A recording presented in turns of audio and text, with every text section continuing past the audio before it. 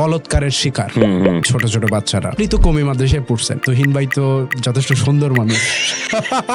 বলাৎকারের ব্যাপারটা আসলে ছিল, বলাৎকারের ব্যাপারটা আমরাও দেখছি আমাদের মাদ্রাসায়। কোন কোন ক্ষেত্রে তো বলাৎকার, ইভেন কোন কোন ক্ষেত্রে আমি বলবো সমকামিতা, ইভেন মানে ধরেন এটা বলাৎকার না, মানে সম্মতিতে কনসেনসুয়াল ছেলে মেয়ে যেরকম প্রেম করে এবং ছেলে মেয়ের প্রেমে যা যা ঘটে একদম সিমিলার ওই ঘটনা। এটার নাম হচ্ছে সুফিবাদের ভাষায় এটাকে বলে ইশকে মাজাজি। ঠিক আছে, এটা ইশকে মাজাজি মানে রূপক প্রেম। রূপক প্রেম। যে সোসাইটিতে মুতানাব্বির মতো কবি, সে কিন্তু বসবাস করছে এবং কবিতা চর্চা করে গেছে পুরো বিশ্বব্যাপী নারীর একটা মতাদর্শিক অস্ত্র। ইউরোপিয়ানরা আমাদের উপরে মানে কলোনাইজড সোসাইটিতে অত্যাচার চালায় নারীদের দিয়া, তোদের থেকে নারীদেরকে আমরা মুক্ত করব। এরা আবার যে নারীরা ইউরোপিয়ান হয়ে যাচ্ছে, ওদের থেকে নারীদের আমরা মুক্ত করবো। এই যে নারীদের নিয়ে একটা টানা হেঁচড়া, এটা চলতেছে।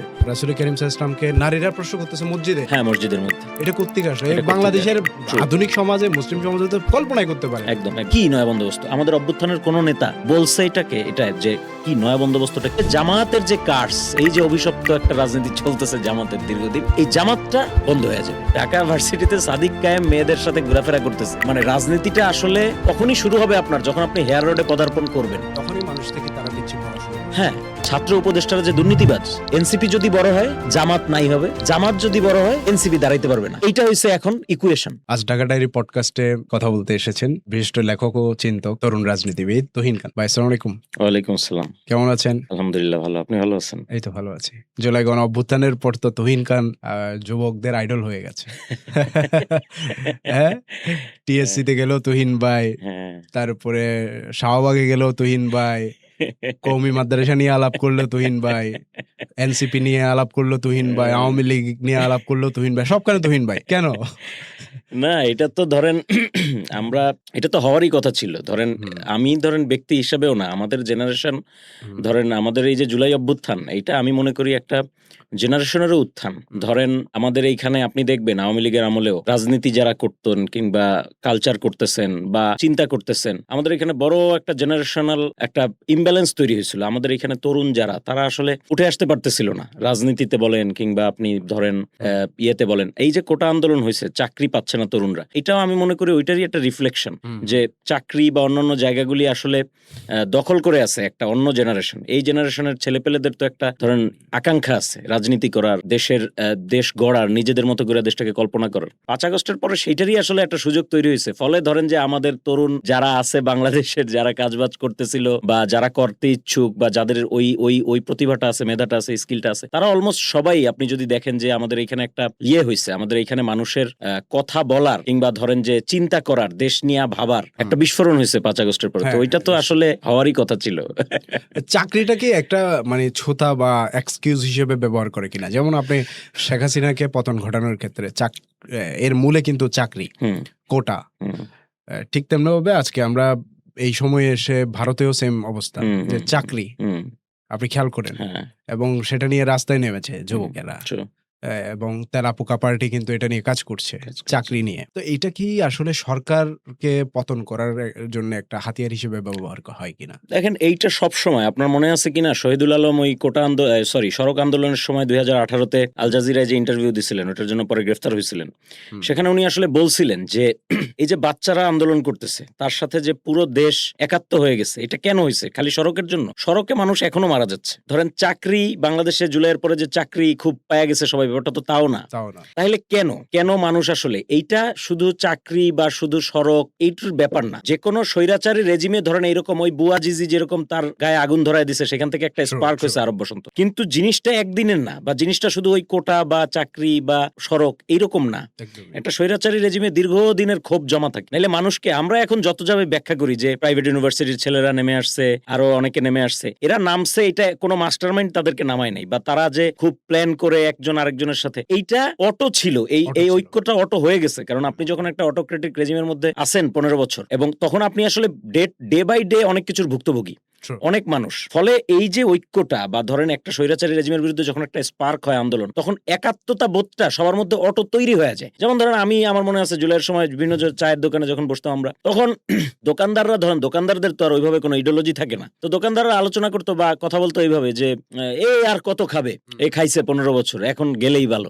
এখন এই যে মানুষের মধ্যে যে এই যে ব্যাপারটা যে আর কত খাবে, তার মানে বোঝা যাচ্ছে যে সে 15 বছরের একটা সাফোকেটিং পরিস্থিতির মধ্যে আছে। ফলে সে একটা অটোমেটিক ঐক্য সে বোধ করতে করতেছে স্টুডেন্টদের আন্দোলনের সাথে, হয়তো জানেও না যে আসলে কোটা কি জিনিস বা কি নিয়ে আন্দোলন হচ্ছে বা কি ইস্যু। ফলে একটা অটোক্রেটিক রেজিমে আসলে এই ঐক্যটা, এই সাফোকেশনটা এটা সবাই ফিল করে, এবং ওইখান থেকেই সবাই আসলে আন্দোলনের সাথে ঐক্য করে, হয়তো বা কোনো একটা জিনিস এটাকে স্পার্ক করে, যেমন আমাদের ক্ষেত্রে কোটা, তেলাপোকাদের ক্ষেত্রে শিক্ষা ব্যবস্থা নিয়ে ওরা এখন আন্দোলন করতেছে, বা আরো অনেক ব্যাপার। কিন্তু এই চৈতন্যটা আসলে থাকে গভর্নমেন্টের বিরুদ্ধে। আপনি ভারতেও একই পরিস্থিতি, আপনি মোদির যে গভর্নমেন্ট, এটা তো শুধু একটা জিনিস না। আপনি আজকে তেলাপোকারা শিক্ষা নিয়ে আন্দোলন করতেছে, সেইখানে আপনার ধরেন যে অনেকের অনেক সেই গত 15-14-15-20 বছরের ক্ষোভ তো জমা আছে এখানে। মুসলমানদের হিউজ অত্যাচারের, তাদের উপর অত্যাচারের ক্ষোভ জমা আছে, দলিতদের একটা ক্ষোভ এখানে জমা আছে, ওখানে বামপন্থীদের উপরে যে অত্যাচার হয়েছে, হ্যাঁ খালিস্তানিদের উপরে অত্যাচার হয়েছে, কাশ্মীরিদের উপরে, এরকম সবগুলো জিনিস তো আস্তে আস্তে মানে গ্রন্থিবদ্ধ হয়। তো এইরকম আর কি। ফলে অটোক্রেটিক রেজিম তারা সবসময়, আমি দেখছি, এটাও খেয়াল করছি যে তারা আসলে সবসময় খুব ছোট জিনিস দিয়ে পতন হয় তাদের। মানে খুব ছোট একটা আন্দোলন শুরু হয়েছে ধরেন, বা খুব ছোট একটা দাবিতে আন্দোলন শুরু হয়েছে, পতন হয়ে যায়। এটা কেন হয়? কারণ ওইটা থাকে ফোরগ্রাউন্ডে, ওই যে ছোট দাবিটা, ছোট ঘটনাটা, ওটা ফোরগ্রাউন্ডে থাকে, বাট ব্যাকগ্রাউন্ডে মানুষের এই 15 বছর, 20 বছর, 30 বছর, 40 বছরের ক্ষোভ, বঞ্চনা, যন্ত্রণা, কষ্ট, হতাশা সব এক জায়গায় এসে মিলিত হয়। ফলে আসলে তার পতনটা, একটা ব্লাস্টটা হয় আসলে। ফলে আচ্ছা তুহিন ভাই, আমরা একদম প্রথম থেকে শুরু করতে চাই যে আপনার জন্ম কোথায় এবং আপনার বাপের ভিটা কই এবং আপনার শৈশব এবং পড়াশোনা। এখন এই এত ছোট বয়সে মানে জন্ম কৈশোর দিতে যা মনে হইতেছে যে বৃদ্ধ হয়ে যেতেছি আর কি। যাই হোক, সেটা বলি। আমার লাইফ ধরেন যে আমার লাইফ, আমি গ্রেটফুল আর কি আমার লাইফ নিয়ে, মানে ছোটবেলা, বেড়ে ওঠা, সবকিছু নিয়ে আমি খুব গ্রেটফুল। কারণ এরকম কালারফুল শৈশব আসলে অনেক মানুষেরই বাংলাদেশে হয় না। আমার বাবা তো আর্মিতে চাকরি করতেন, এখন রিটায়ার্ড। তো সেই সূত্রে আমার জন্ম কুমিল্লায়, ময়নামতি ক্যান্টনমেন্টে আমার জন্ম। তো আমার আগে আমার একটা বোন ছিল, আরেকটা বোন ছিল, মারা গেছিল। তো ময়নামতি ক্যান্টনমেন্টে জন্ম, তারপরে ময়নামতি ক্যান্টনমেন্টে ছিলাম 2-3 বছর। ছোটবেলাটা ওইখানেই কাটছে। আমার মনে পড়ে আর কি, আমরা ওই লালমাই পাহাড়ে ফুল টুল তুলতে যেতাম, শহীদ মিনারে ফুল দেওয়ার জন্য 21শে ফেব্রুয়ারি। এইরকম কিছু স্মৃতি মনে আছে আর কি। ওইখানকার খুব বেশি। অফিসার ছিলেন? আমার বাবা না, আমার বাবা সৈনিক পদেই যোগ দিয়েছিলেন, এবং আমার বাবা রিটায়ার্ড করছেন সুবেদার মেজর হিসেবে। তো পরে আমরা চলে আসি হলো গিয়ে বাড়িতে চলে আসি। বাড়িতেই আমার পড়াশোনাটা শুরু হয়। বাড়ি আমার পিরোজপুরে কচা নদীর তীরে আমাদের বাড়ি, একদম নদীর পাশে। হ্যাঁ, বরিশাল অঞ্চলে, পিরোজপুর জেলা। আগে পিরোজপুর বৃহত্তর বরিশালের মধ্যেই ছিল, পরে এটাকে আলাদা করছে জেলা আর কি। তো একদম আমরা নদীর পাড়ের মানুষ আর কি। আমি ছোটবেলায় যখন যাই বাড়িতে, তখনও মনে আছে নদী দিয়ে নৌকা করে যাচ্ছি। তো নদীর সাথে আমাদের একটা অন্যরকম সম্পর্ক, একটা খুব গভীর সম্পর্ক আছে। তো বাড়িতে গেলাম, ওখানেই পড়াশোনা শুরু হয়। তখন আব্বু থাকতেন যশোরে, আব্বুর পোস্টিং ছিল যশোর। আমরা ফ্যামিলি, আম্মা বাড়িতে থাকতাম। তো আম্মা আমাদের লাইফে আব্বার চাইতে আম্মার প্রভাবটা বেশি। আব্বা তো বাইরে থাকতেন, ফলে আব্বার আসলে ওইভাবে আমাদের দেখাশোনা করা বা পড়াশোনা কি করতেছি না করতেছি ওইরকম কিছু ছিল না। আব্বার ব্যাপারটা ছিল যে আব্বা বছরে একদিন মারবে, ওই মাইটটা খাওয়ার জন্য, ওই মাইটটা একদিন যে মারবে, একদিন ধরবে, ওইটার ভয়ে থাকতাম আমরা। কিন্তু আম্মা হয়েছে মূলত আমাদের পালতো, পড়াশোনা করানো, এটা ওইটা যাবতীয় সবকিছু আম্মা করতো। তো ছোটবেলায় আম্মার যেরকম নর্মালি যেটা হয়, আমাদেরকে আম্মা তুমি এই সরে অসরে, ABCD, আরবি, আলিফ বা তাসা, কোরআন শরীফ পড়া, এগুলি শিখাইছে আম্মা একদম ছোটবেলাতেই, বাড়িতেই শিখতাম। তো সেখানে আমাদের ওই চরলখাকাঠি, আমাদের গ্রামের নাম চরলখাকাঠি, এখন লখাকাঠি হয়েছে নাম। তো চরলখাকাঠি, ওইখানে যে প্রাথমিক বিদ্যালয় ছিল, ওইখানেই পড়াশোনা শুরু আর কি আমার পড়াশোনা। এখন স্কুলটা নদী ভাঙনে নদীর মধ্যে চলে গেছে, নতুন ভবন করছে অন্য জায়গায়। পড়াশোনা ওখানে শুরু হয়, ওখানে 2 ক্লাস পড়ি। তার মধ্যে আবার মক্তবে পড়তাম, এদিকে আর ওদিকে পড়তাম।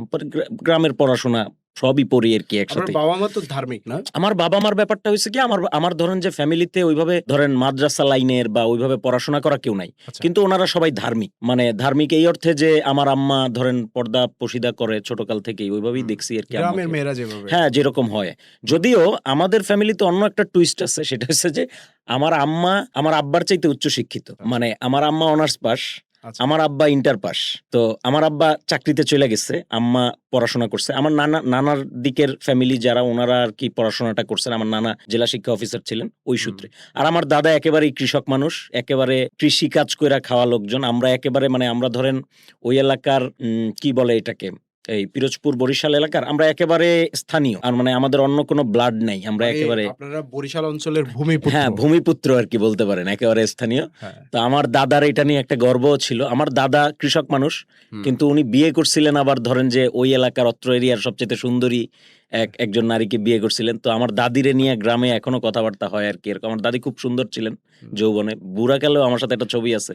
আচ্ছা, তো এটা দেখলে বুঝবেন আর কি, খুব সুন্দর উনি। তো এটা নিয়ে আমার দাদার এক ধরনের, তো এই গ্রামে যেটা হয় আর কি, আমরাও শৈশবে ওইটার মধ্যেই বড় হয়েছি। খুব যৌথ পরিবার, 4 চাচা 2 ফুফু, একসাথে থাকি সবাই। তার মধ্যে ভাই বোন ধরেন যে 20-25 জনের মতো মিলাঝিলা, মানে আমাদের লাইফটা খুব ফ্লামবয়েন্ট ছিল আর কি ওই সময়। অত দুনিয়াদারির এত ইয়ে ছিল না, নিজেরাই। তারপরে ওইখান থেকে আসলে এটা কাটে আমার মোটামুটি 5-6 বছর 7 বছর এরকম, 6 বছর 7 বছর এরকম কাটে।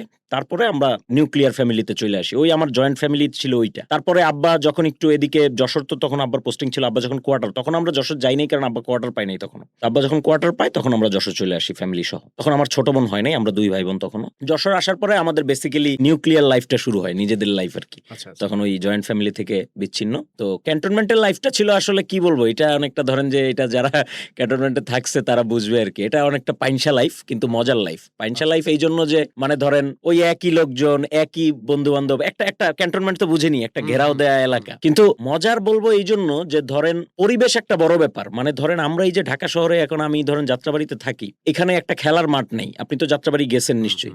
মানে রাস্তাতে যখন যান, একটা শিশুরা যে খেলবে, কোথাও একটু বাতাস খাবে সকালবেলা, ওই রকম জায়গা নাই। কিন্তু ক্যান্টনমেন্টটা আবার এই ক্ষেত্রে মানে ধরেন এই যে এই জিনিসটা দেয় মানুষকে। মানে ধরেন খুব সুন্দর একটা পরিবেশ, একটা প্রশস্ত জায়গা থাকে, আমাদের খেলার মাঠের কোনো অভাব নাই, তারপরে খুব পরিষ্কার সবকিছু। এই যে ব্যাপারটা, এইটা ছোটবেলা থেকে আমার ভালো লাগতো আর কি।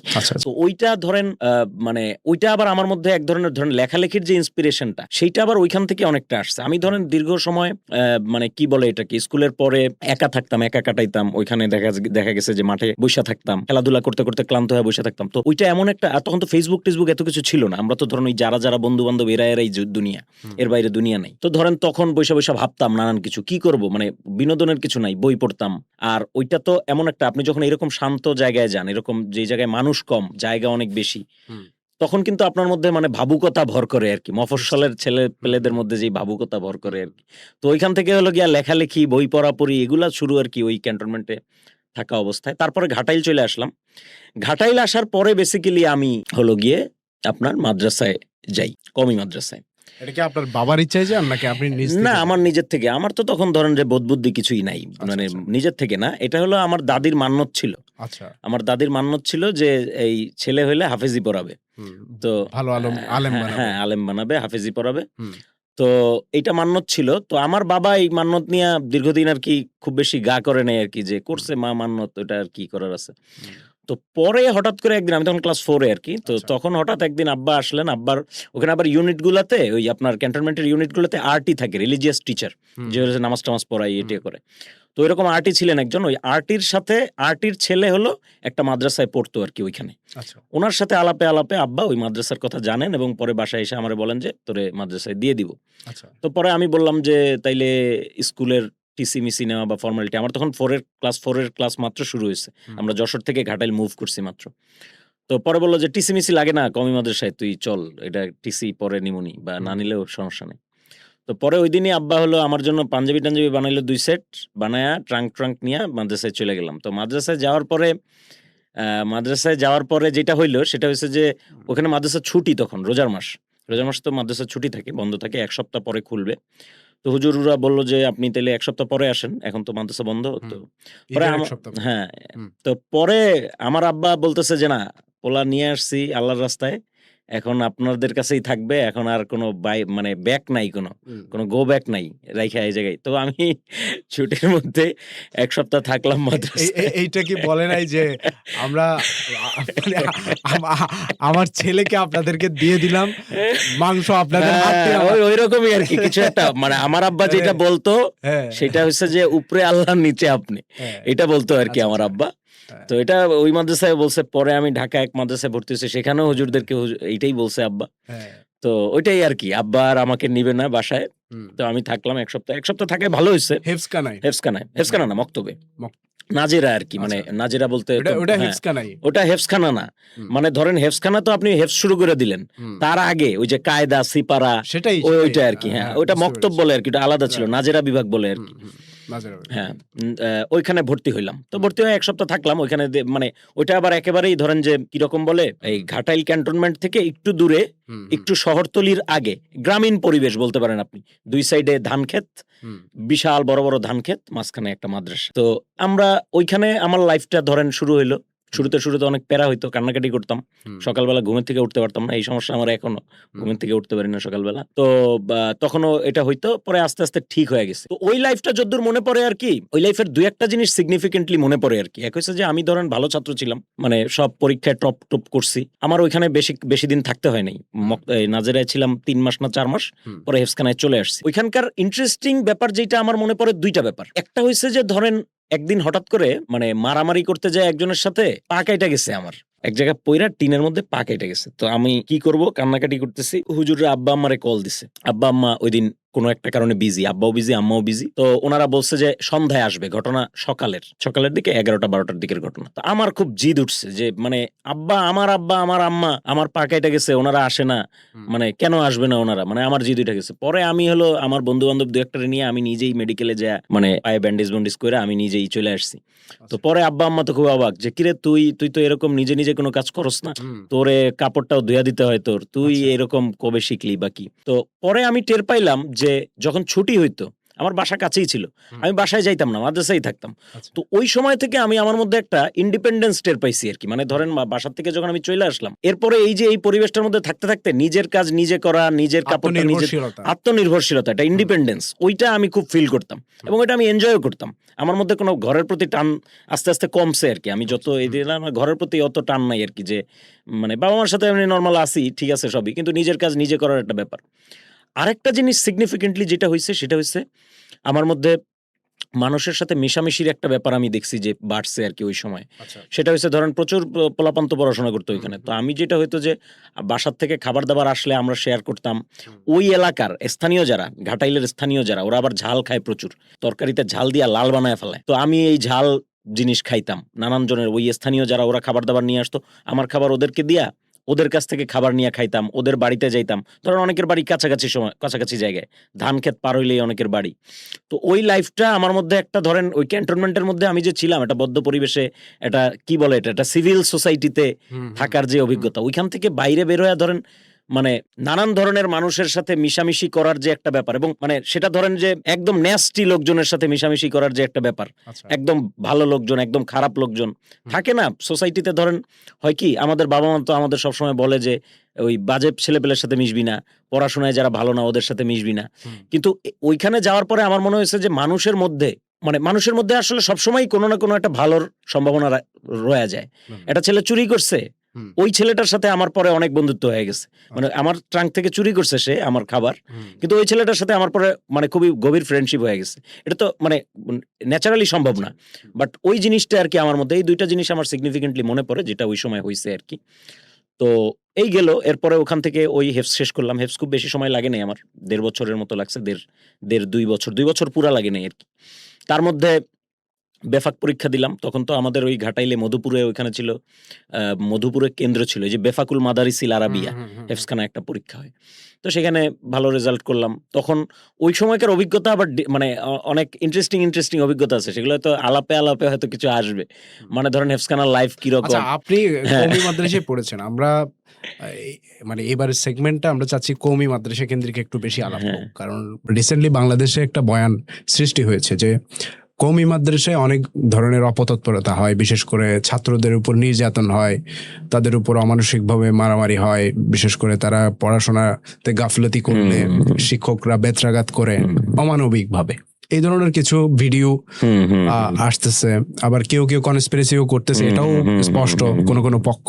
আবার এর সঙ্গে জুড়ে দেওয়া হচ্ছে যে বলৎকারের শিকার ছোট বাচ্চারা। তো আপনি তো কওমি মাদ্রাসায় পড়ছেন এবং তুহিন ভাই তো যথেষ্ট সুন্দর মানুষ। আপনার এটা হচ্ছে আপনার একটা লিগেসি। আপনি বলছেন আপনার দাদি সুন্দর ছিল, আপনার দাদা সুন্দর ছিল। তো সেদিক থেকে আপনি কোনো আপনার টিচার কর্তৃক কিংবা আপনার বন্ধু কর্তৃক কিংবা আপনার সিনিয়র ভাই কর্তৃক যৌন হেনস্থার শিকার হয়েছেন কিনা, কিংবা বলৎকারের শিকার হয়েছেন কিনা? একটু বলবেন আর কি। আচ্ছা, না এইটা আসলে এখন যে আলাপটা হচ্ছে এইটা ধরেন যে আমি বলবো যে যেমন মারপিটের যে ব্যাপারটা ওইটা যদি বলি, মানে ধরেন আসলে এক জায়গায় বসে তো সব জায়গার অভিজ্ঞতা বলা সম্ভব না, কিন্তু আমাদের সময় আমি বলবো যে এগুলি তুলনামূলক আমার মনে হয়েছে যে একটু কম ছিল আচ্ছা আচ্ছা। মারপিটের ব্যাপারটা। মানে ওই সময় ব্যাপারটা মোর ছিল একটা সম্পর্কের ব্যাপার, মানে হুজুরদের সাথে স্টুডেন্টদের সম্পর্কটা আমি যেটা দেখছি আমার অভিজ্ঞতায় যে একটা সম্পর্কের মধ্যে দিয়ে যাইতো, মারতো না যে তা না, মারপিটটা ছিল, মারপিটটা ছিল। কিন্তু এখন যেরকম ভিডিও দেখতেছি যে এই ধরনের মার, এইটা আসলে মানে আমি দেখি নাই আর কি, আমার অভিজ্ঞতায় আমি কখনো দেখি নাই আমাদের টাইমে। তো আমার কাছে মনে হয়েছে যে ব্যবস্থাটা এই হেফজখানা ব্যবস্থাটা এটার যেই ক্রমবিকাশটা ঘটছে এখন এই পরিস্থিতিতে বাংলাদেশে এই বর্তমান পরিস্থিতিতে এসে যেমনে দাঁড়াইছে তাতে এই জিনিসগুলা বাড়ছে আমার কাছে মনে হয়েছে। আচ্ছা, মানে ধরেন যে আপনার ফ্রাস্ট্রেশন বাড়ছে আমার কাছে মনে হয়েছে যে হেফজখানার হুজুর এবং হেফজখানার এই যে পুরা যেই পরিস্থিতিটা, পুরা যেই সিস্টেমটা, এটার মধ্যে একটা ডিপ ফ্রাস্ট্রেশন তৈরি হয়েছে। এই ফ্রাস্ট্রেশন গুলোই গভীর হতাশা তৈরি হয়েছে এটার মধ্যে। এইটার থেকে এই সমস্ত জিনিসগুলো আমার মনে হচ্ছে বাড়ছে, এটা একটা ব্যাপার। বলাৎকারের ব্যাপারটা আসলে ছিল, বলাৎকারের ব্যাপারটা আমরাও দেখছি আমাদের মাদ্রাসায়। আচ্ছা আচ্ছা। আমি এটা ফার্স্ট টাইম এক্সপিরিয়েন্স করি আমার হেফজখানার লাইফের, ধরেন যে আপনার কখন আমার হেফজখানার লাইফ যখন আমার মোটামুটি 15-16 পারার মতো হয়েছে, এই টাইমে আমি ফার্স্ট এটা এক্সপিরিয়েন্স করি। বলতে আমি নিজে না, কিন্তু আমাদের এক হুজুর ছিলেন। এখন এটা আসলে এটা শুনতে হয়তো অনেকের কাছে খুব অবাক লাগতে পারে, কিন্তু মানে যেটা ট্রু আর সেটা হচ্ছে ওনার নাম ছিল হাফেজ মনিরুজ্জামান। তো হাফেজ মনিরুজ্জামান উনি হাফেজই ছিলেন না শুধু, উনি মাওলানাও ছিলেন। না, ওনার নামটা বললাম কারণ ওনাকে আসলে কেউ খুঁজে বের করতে পারবে না এই বিশাল বঙ্গভূমিতে। হাফেজ মনিরুজ্জামান হাজার হাজার আছে, ফলে ওনাকে কেউ খুঁজে বের করতে পারবে না, এই জন্য নামটা বললাম, নাইলে আমি নামটা বলতাম না। তো হুজুর হলো গিয়ে মানে আমি যতদূর দেখছি আর কি, ধরেন ওনার আচার ব্যবহার বা ধরেন যে ছাত্রদের সাথে একটু কথাবার্তা বলা বা তাদেরকে জ্ঞানের দিকে একটু করা, আকৃষ্ট করা বা জ্ঞান চর্চা করার দিকে উৎসাহ দেওয়া। যেমন আমার মনে আছে যে ইকবালের শিকোয়া জবাবে শিকোয়া, এটা আমি প্রথম পড়ছিলাম হুজুরের কাছ থেকে নিয়ে। হুজুর প্রচুর বই পড়তো, হ্যাঁ খুব কঠিন বই। ওইটা ছিল হলো আপনার সৈয়দ আলী আশরাফ এবং গোলাম মোস্তফার অনুবাদ। আপনার সৈয়দ আলী আশরাফ হলো সৈয়দ আলী হাসানের ছোট ভাই, সে হলো শিকোয়াটা অনুবাদ করেছিল সৈয়দ আলী আশরাফ, আর জবাবে শিকোয়া অংশটা ছিল গোলাম মোস্তফার অনুবাদ। খুবই চমৎকার অনুবাদ, ইকবাল সংসদ থেকে বের করছিল, হ্যাঁ পড়ছেন মনে হয়। তো ওইটা পড়ছিলাম আমি হেফজখানায় থাকতে হুজুরের কাছ থেকে নিয়ে। তো হুজুরই উৎসাহ দিত এগুলো আমাদের, যে পড়ো এটা ওইটা কি, মানে হুজুরে আমি পছন্দ করতাম, মানে তার ব্যক্তিত্ব পছন্দ করতাম। বাট হুজুরের এই যে এই একটা সমস্যা যে উনি বলাৎকারের সমস্যাটা ওনার, সেইটা ওনার, আমরা ওনার ব্যাপারে এটা শুনছি যে উনি আগে যে মাদ্রাসায় ছিল সেইখানে ওনার সেম একটা সমস্যার কারণে উনি ওখান থেকে বিতাড়িত হয়েছিল। তো তারপরে যাই হোক যেভাবেই হোক উনি এখানে করছে, পরে আবার উনি এখানেও একই ঘটনা একটা ঘটাইলেন, ঘটানোর পরে ওনাকে আবারও বিতাড়িত করা হইলো। তো এটা ছিল আমার ফার্স্ট টাইম এক্সপিরিয়েন্স এবং খুবই ভয়ানক এক্সপিরিয়েন্স। কারণ আমি আসলে ধরেন আমার লাইফে এই জিনিস যে ঘটে, মানে ধরেন ছেলে ছেলে এই ধরনের ঘটনাগুলি যে ঘটে, এটা আমি তখন পর্যন্ত জানতাম না, মানে স্বাভাবিকভাবেই। তো ওইটা জানার পরে একটু হয়েছি, বাসায়ও এটা নিয়ে আলোচনা করছি। আর আমার বাবা ছিলেন খুব রাগী মানুষ। আমার বাবা আবার তখন এই যে মানে ক্যান্টনমেন্ট তো মাদ্রাসার পাশেই, ফলে আমার বাবা প্রায় মাদ্রাসায় আসতেন, অনেক সময় আর্মির গাড়ি গুড়ি নিয়েও আসতেন। তো হুজুররাও দেখা গেছে যে আমার বাবার একটু সময় টমিও করতো আর কি। আমার বাবা আইসা পরে মিটিং এ হুজুরদের উপর খুব খেপাখেপি করছে যে এগুলা হচ্ছে। জানতে পারছে আপনার বাবা? হ্যাঁ, এটা আমি বলছি আমার বাবাকে। মানে আপনি ভিকটিম ছিলেন? না না, আমি ভিকটিম বলতে আমার উপরে হয় নাই আর কি জিনিসটা। না না না না, এটা আরেকজনের সাথে হয়েছে, আমরা জিনিসটা জানছি আর কি। আচ্ছা আচ্ছা। পরে হলো আমি আমার বাবাকে বলছি এটা, যে এই মাদ্রাসায় এরকম একটা ঘটনা ঘটছে আর কি। আমি গেছি বাড়িতে, বাসায় বৃহস্পতিবার বাসায় যেতাম, যে বলছি আমার বাবাকে। বলার পরে হলো উনি মাদ্রাসায় এসে খুব হুজুরদের সাথে এটা নিয়ে আলোচনা করছেন যে এসে। পরে আমার বাবা আমাকে বললেন যে তুই এই তো এগুলো তো অনেক ঝামেলা, তুই হলো অনাবাসিক হয়ে যা, তুই এই আবাসিক থাকিস না, আমাদের আসা যাওয়া করে পর। তারপরে আমি আসা যাওয়া করে পড়াশোনা শুরু করছি। পয়েন্ট যেটা সেটা হচ্ছে যে এরপরে আমরা যখন হাফেজ হয়ে গেছি, ধরেন আমরা সিনিয়র তখন স্টুডেন্ট, তখন আমরাই এগুলা ধরতাম রাতের বেলা ঘুরা ঘুরা কারা, মানে এটা ছিল আমাদের একটা নাইট ডিউটি, মজা আর কি। আমরা যে ওদের ধইরা খুব অত্যাচার করতাম ব্যাপারটা তা না, হুদাই মজা নিতাম আর কি ওদের সাথে। হুজুররা কি জানতেন নাকি? হুজুররাও জানতেন টু সাম এক্সটেন্ট, আমার কাছে মনে হয়েছে আর কি। মানে কমি মাদ্রাসার একদল মানে সিনিয়র একটু দুষ্ট ছেলে যেগুলো থাকে, তো আমরা এগুলা রাত্রে যে কে কার বিছানায় যাচ্ছে বা কি করতেছে এগুলা রাত্রে ঘুরে ঘুরে আমরা করতাম। তো এই জিনিসটা আমি দেখছি ছিল বলাৎকারের ব্যাপারটা। এইটা আসলে কোন কোন ক্ষেত্রে তো বলাৎকার, ইভেন কোন কোন ক্ষেত্রে আমি বলবো সমকামিতা, ইভেন মানে ধরেন এটা বলাৎকার না, মানে দুইজনের মানে সম্মতিতে কনসেনসুয়াল। আচ্ছা আচ্ছা আচ্ছা। বলাৎকার তো এক ধরনের, বলাৎকার তো হচ্ছে ধর্ষণ, ডিফারেন্ট। এইটা বলাৎকারটা ম্যাক্সিমাম ক্ষেত্রে হইতে হলো গিয়ে আপনার হুজুররা স্টুডেন্টদের উপরে করতেছে, বা অনেক সিনিয়র স্টুডেন্ট অনেক জুনিয়র স্টুডেন্টের সাথে করতেছে, এইটা হলো বলাৎকারের ব্যাপারটা। কিন্তু ধরেন কনসেনসুয়াল অনেক কিছু ছিল, এটা আমরা দেখছি আর কি। এটা যদি একটু ব্যাখ্যা দিতেন। মানে কনসেনসুয়াল ব্যাপারটা কি, মানে ধরেন অনেক সময় প্রেম করতে আর কি, প্রেম মানে ধরেন যে এইটা একেবারে ছেলে মেয়ে যেরকম প্রেম করে এবং ছেলে মেয়ের প্রেমে যা যা ঘটে একদম সিমিলার ওই ঘটনা। মানে হ্যাঁ, মানে আপনি এটাকে, এটার একটা নামও আছে, এটার নাম হচ্ছে, এটা সুফিবাদের ভাষায় এটাকে বলে ইশকে মাজাজি। ঠিক আছে, এটা ইশকে মাজাজি মানে রূপক প্রেম। রূপক প্রেম মানে ইশকে মাজাজি, এটা আপনি পাবেন, এটা আপনি পাকিস্তানের হাকিম আখতার সাহেব আছেন, আশরাফ আলী তানভীর খলিফা, উনি এগুলা নিয়ে খুব লেখালেখি করেন, এই ইশকে মাজাজি নিয়ে। এবং উনি যেখানে ওয়াজ করতে, হ্যাঁ উনি যেখানে ওয়াজ টস করতে আসেন, শুধু এই যে ছেলের যে প্রেম এইগুলো নিয়েই মুরিদদেরকে উনি বয়ান বক্তৃতা করেন। এ ব্যাপারে আরবি সাহিত্যের মধ্যে একজন কবি আছেন, কবি আবু নওয়াজ।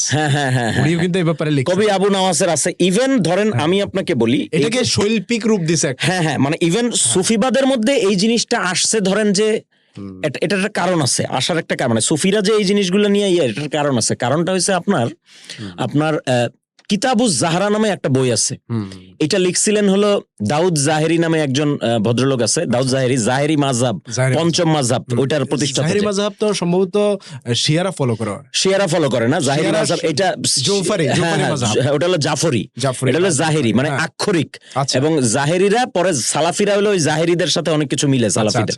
তো এই জাহেরি মাযহাবের প্রতিষ্ঠাতা ছিলেন দাউদ জাহেরি। ওই সময় পঞ্চম মাযহাব হিসেবে এটা খুব ভাইরাল মাযহাব ছিল আর কি, চার মাযহাবের বাইরে প্রভাবশালী মাযহাব। তো দাউদ জাহেরি যখন মারা যায়, তখন ওনার ছেলে মোহাম্মদ বিন জাহের, উনি হলো গিয়ে মুফতি হন, ওনার বাবার জায়গায় বসেন খুবই অল্প বয়সে, তখন ওনার বয়স 21-22। তো মোহাম্মদ বিন জাহেরের লাইফের একটা ট্র্যাজেডি আছে, সেটা হচ্ছে মোহাম্মদ বিন জাহের, সে তো মুফতি ছিল, মুহাদ্দিস ছিল, কিন্তু সে একটা ছেলের প্রেমে পড়ে যায়। এবং সেই ছেলে ছিল বাগদাদের এক আতরওয়ালা মোহাম্মদ বিন ওয়াহাব। মোহাম্মদ বিন ওয়াহাবের প্রেমে পড়ে যায় সে বাগদাদের আতরওয়ালার, এবং মোহাম্মদ বিন ওয়াহাবের প্রেমে সে পাগল। এবং এই ঘটনা আপনি খতিবে বাগদাদির তারিখে বাগদাদের মধ্যে পাবেন, আপনি এটা সিয়ারু আলামিন নুবালায় পাবেন। কি বলছেন? ইমাম জাহাবি মানে খতিবে বাগদাদির লেখার মধ্যে মানে হ্যাঁ, ওই যে মোহাম্মদ বিন দাউদের যে কাহিনীটা, ওই কাহিনীটার কথা বলতেছি। এই কাহিনীটা ওনার ওই খতিবে তারিখে বাগদাদের মধ্যে আছে ওই কাহিনী, মানে রেফারেন্সের জন্য বলতেছি আর কি। তারপরে ধরেন আপনার সিয়ারু আলামিন নুবালা, যেটা 17 খণ্ডে লিখছেন হলো আপনার ইমাম জাহাবি, সেটার মধ্যেও আছে। তো এই কাহিনী মানে আমি বানায়া বলতেছি না আর কি, আছে কাহিনী। তো মোহাম্মদ বিন ওয়াহাব তার প্রেমে পড়ে যান, এবং এইটা মনে এত ভাইরাল হয়ে যায় যে খেলাফতের মানে ওই যে তখন যে খলিফা, তার দরবারেও এদের প্রেম নিয়ে আলোচনা হইতো, এরকম একটা ভাইরাল ব্যাপার। তো মোহাম্মদ বিন দাউদ, এরপরে দাউদ জাহেরির যে ছেলে মোহাম্মদ বিন দাউদ, সে এই প্রেমে খুব 38 বছর বয়সে সে হয়েছে অসুস্থ হয়ে পড়ে, দুরারোগ্য ব্যাধি, মরণ ব্যাধি। তখন তার মৃত্যুসজ্জায় তার শিক্ষক ছিলেন ইমাম নিফতাওয়াই। ইমাম নিফতাওয়াই ছিলেন হলো আপনার সিবাওয়াই এর মতো। নিফতাওয়াই আরবি ব্যাকরণের বড় ইমাম, বড় স্কলার। হ্যাঁ, ওনার নাম ছিল নিফতাওয়াই। তো নিফতাওয়াই ওনাকে হলো মৃত্যুসজ্জায় ওই মোহাম্মদ বিন দাউদকে জিজ্ঞেস করেন যে তুমি এত কম বয়সে অসুস্থ হয়ে পড়লা, মানে তোমার এই অসুস্থতার কারণ কি? তখন সে বলতেছে যে আমার এই অসুস্থতার কারণ কি এটা আপনি জানেন, আমার এই অসুস্থতার কারণ হচ্ছে আমার এই প্রেম, মানে মোহাম্মদ বিন ওয়াহাবের প্রতি আমার যে প্রেম, এই প্রেমে আমি অসুস্থ হয়ে পড়ছি। তো তখন ওই নিফতাওয়াই তাকে বলছেন যে তুমি তাহলে মানে এটা তো একটা সলিউশন আছে, তুমি এটা অসুস্থ হয়ে পড়ছো। তখন ওই মোহাম্মদ বিন দাউদ নিফতাওয়াইকে একটা হাদিস বলছেন। হাদিসটা হচ্ছে উনি ওনার বাবার কাছ থেকে শুনছেন যে রাসূল বলছে যে যদি কোনো মানুষ প্রেমে পড়ে, কিন্তু প্রেমে পড়া সত্ত্বেও সেই প্রেম গোপন রাখে, তার নিজের সতীত্ব বজায় রাখে এবং সেই প্রেমের কারণে অসুস্থ হয়ে মৃত্যুবরণ করে, সে শহীদের মর্যাদা পাবে। তো এই হাদিস নিয়ে অনেক বিতর্ক আছে, এটা সহিহ কি জয়ীফ। অনেক বড় বড় ইমাম বলছেন এটা সহিহ হাদিস, অনেক বড় বড় ইমাম বলছেন জয়ীফ হাদিস। বাট ওইটা আমাদের পয়েন্ট না। পয়েন্ট যেটা সেটা হচ্ছে যে মোহাম্মদ বিন দাউদ সে একটা বই লিখছিল কিতাবুজ জাহরা। কিতাবুজ জাহরাকে বলা হয় আরবি সাহিত্যে আর্ট অফ লাভ বা প্রেম কলা। এই প্রেম কলার উপরে লেখা প্রথম বই, বা প্রেমের শিল্প। প্রেমের শিল্প, প্রেম কি, কিভাবে প্রেম হয়, কেন হয়, প্রেমের খুঁটিনাটি যা আছে আর কি। ওই বইটা উনি উৎসর্গ করছিলেন এই মোহাম্মদ বিন ওয়াহাব। এটা কি অনুবাদ হয়েছে? এটা অনুবাদ হয়নি, হাত দেন না না, এটা এই শাস্ত্রে আরো ভালো ভালো বই আছে, যেমন ধরেন আপনি ইবনে আজমের ধরেন তকুল হামামা আছে, সেটা আছে। ধরেন এই শাস্ত্রে আরো ভালো ভালো বই আছে, অনুবাদ যদি কেউ উদ্যোগ নেয় আমি হেল্প করবো। তো কিতাবুজ জাহরা সেটা উনি লিখলেন। তো কিতাবুজ জাহরার 4 পৃষ্ঠার একটা ভূমিকা আছে, সেই ভূমিকাটা মূলত মুকদ্দমা। সেই মুকদ্দমাটা মূলত মোহাম্মদ বিন ওয়াহাবকে উদ্দেশ্য করেই লেখা, মানে এবং সেই মুকদ্দমাটা আপনি যদি পড়েন, আজকের যুগের কোন তরুণ যদি পড়ে, তাহলে সে নিশ্চিত সে ভাববে যে কোন তরুণীকে উদ্দেশ্য করে এটা লেখা আছে। মাসুকের প্রতি, মাসুক তো বলা যাবে না, মাসুকা, হ্যাঁ, মাসুকার প্রতি উদ্দেশ্য করে লিখতেছে, মনে করবে, আশা কিন্তু করে। আসলে ওই লোকটা ছিলেন পুরুষ। এখন পয়েন্ট হয়েছে ওই যে মিফতাহের সাথে কথোপকথন, ওইখানে একটা কথা বলছিলেন মোহাম্মদ বিন দাউদ যে ভোগ করা, মিফতাহ তাকে বলতেছিলেন যে তুমি তো তার সাথে তো তুমি করতা, তার সাথে তুমি একটা মানে সম্পর্কের মধ্যে তো থাকতে পারতা, তুমি অসুস্থ হয়ে পড়লা। তো তখন উনি বলতেছেন যে দেখেন এইটা দুইটা ব্যাপার, একটা হচ্ছে যে তাকে দেখা আমার জন্য জায়েজ, কিন্তু তার সাথে যে আমার এই যে প্রেমটা এটা তো আসলে বৈধ না, এটা সে তাকে বলতেছে। এখন ধরেন এই যে দেখা জায়েজ যে কথাটা বলছে, এই কথাটা কেন বলছে? সুফিদের মধ্যে মানে আফগানিস্তানেও এই ঘটনা ছিল। এটাকে বলেন এটা ইমাম গাজালির যে ভাই আহমেদ গাজালি, উনিও এটা করতেন। এটাকে বলে নজরবাজি বা শাহেদবাজি। নজরবাজি বা শাহেদবাজির আইডিয়াটা হইলো যে সরাসরি দেখা, একজন তরুণকে, দাড়ি শ্বশ্রুহীন একজন সুন্দর তরুণকে রেখে সুফিরা ধ্যান করতো। এগুলোর অনেক কাহিনী আছে, এগুলো আমি বিস্তারিত তত বলতে পারবো না, যারা স্কলার তারা আরো ভালো বলতে পারবে আর কি। তো আহমেদ বিন গাজালি এটা উনি এই নজরবাজি বা শাহেদবাজি প্র্যাকটিস করতেন। কারণ সুফিদের মধ্যে আছে যে হযরত ইউসুফ বা হযরত মুহাম্মদ সাল্লাল্লাহু আলাইহি ওয়াসাল্লাম ওনারা আল্লাহকে একজন তরুণের রূপে দেখছিলেন, এরকম নানান হাদিস এবং নানান পরম্পরা প্র্যাকটিস ওনাদের মধ্যে ছিল। তো ওনারা এরকম তরুণদেরকে একটা মানে ওনাদেরকে ধ্যানের জন্য একটা হিসেবে ব্যবহার করতেন বা একটা তো এইটা আবার শরীয়তপন্থী আলেম যারা, স্বাভাবিকভাবেই তাদের পছন্দ হয়নি। যে কারণে ইবনুল জাউজি উনি ওনার বইয়ে ইমাম ইবনুল জাউজি উনি একটা ফতোয়া দিছিলেন যে দাড়ি গোফিন পুরুষ একে দেখা জায়েজ কি জায়েজ আছে কি নাই। ইবনুল জাউজি তো ইবনে তাইমিয়ার ছাত্র, ছিলেন। তা উনি করছিলেন না না না ওটা হলো ইবনুল কাইয়িম জাউজিয়া। আচ্ছা, আমি বলতেছি আব্দুর রহমান ইবনুল জাউজির কথা, ডিফারেন্ট। ঠিক আছে। তো ইবনুল জাউজি ওই পরম্পরারই ছিলেন আর কি, হাম্বলি মাযহাব ফলো করতেন। তো ইবনুল জাউজি একটা ফতোয়া দিয়েছিলেন যে এই দেখা দাড়ি পুরুষ মানে দাড়ি মোছ নাই যে ছেলের, তাকে কচি ছেলে কিংবা ধরেন মাকুন্দ অনেকে থাকে না যাদের দাড়ি মোছ উঠে নেই, এদেরকে দেখা জায়েজ আছে কিনা, নাকি নারীর মতো এদের সাথেও পর্দা করতে হবে। এখন ধরেন এই সময় এসে জিনিসটা খুব হাস্যকর না, কিন্তু উনি এটা আলাপ, তো ওই আলাপে উনি বলতেছেন খুব ইন্টারেস্টিং ব্যাপার। দেখেন কি বলতেছেন উনি বলতেছেন যে যদি এটা নিয়ে আলেমদের মধ্যে, উনি প্রথমে বলতেছেন এটা নিয়ে আলেমদের মধ্যে দুইটা মতামত আছে। একটা মত হচ্ছে যে যদি কেউ শাহওয়াত বা খাহেসাত ছাড়া কেউ যদি দেখে তাহলে সেটা জায়েজ। শাহওয়াত মানে হচ্ছে যৌন তৃপ্তি বা যৌন আকাঙ্ক্ষা। ওই যৌন আকাঙ্ক্ষা থেকে যদি না দেখে, আরবি বললে আমি কিছুটা বাংলা করার চেষ্টা করব যাতে করে সবাই বুঝে। হ্যাঁ নিশ্চিত।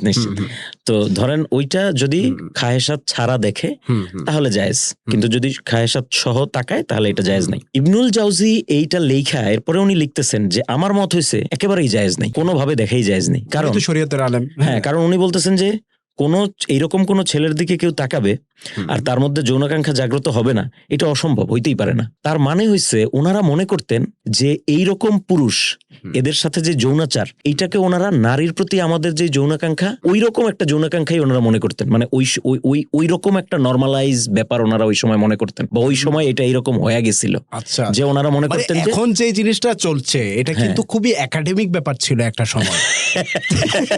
ইমামদের মধ্যে ইখতিলাফ ছিল, মতানৈক্য ছিল যে ছেলে প্রেম করতে পারবে কিনা বা কি ইত্যাদি ইত্যাদি। তো আমি যেটা বলতেছি সেটা হচ্ছে যে ধরেন এই যে বাংলা উপমহাদেশের সুফিদের মধ্যে এই ব্যাপারে একটা সেন্সিটিভিটি ছিল, কারণ ওই সুফি তরিকার মধ্যে ওইগুলা নিয়ে কিছু ডিবেট ছিল।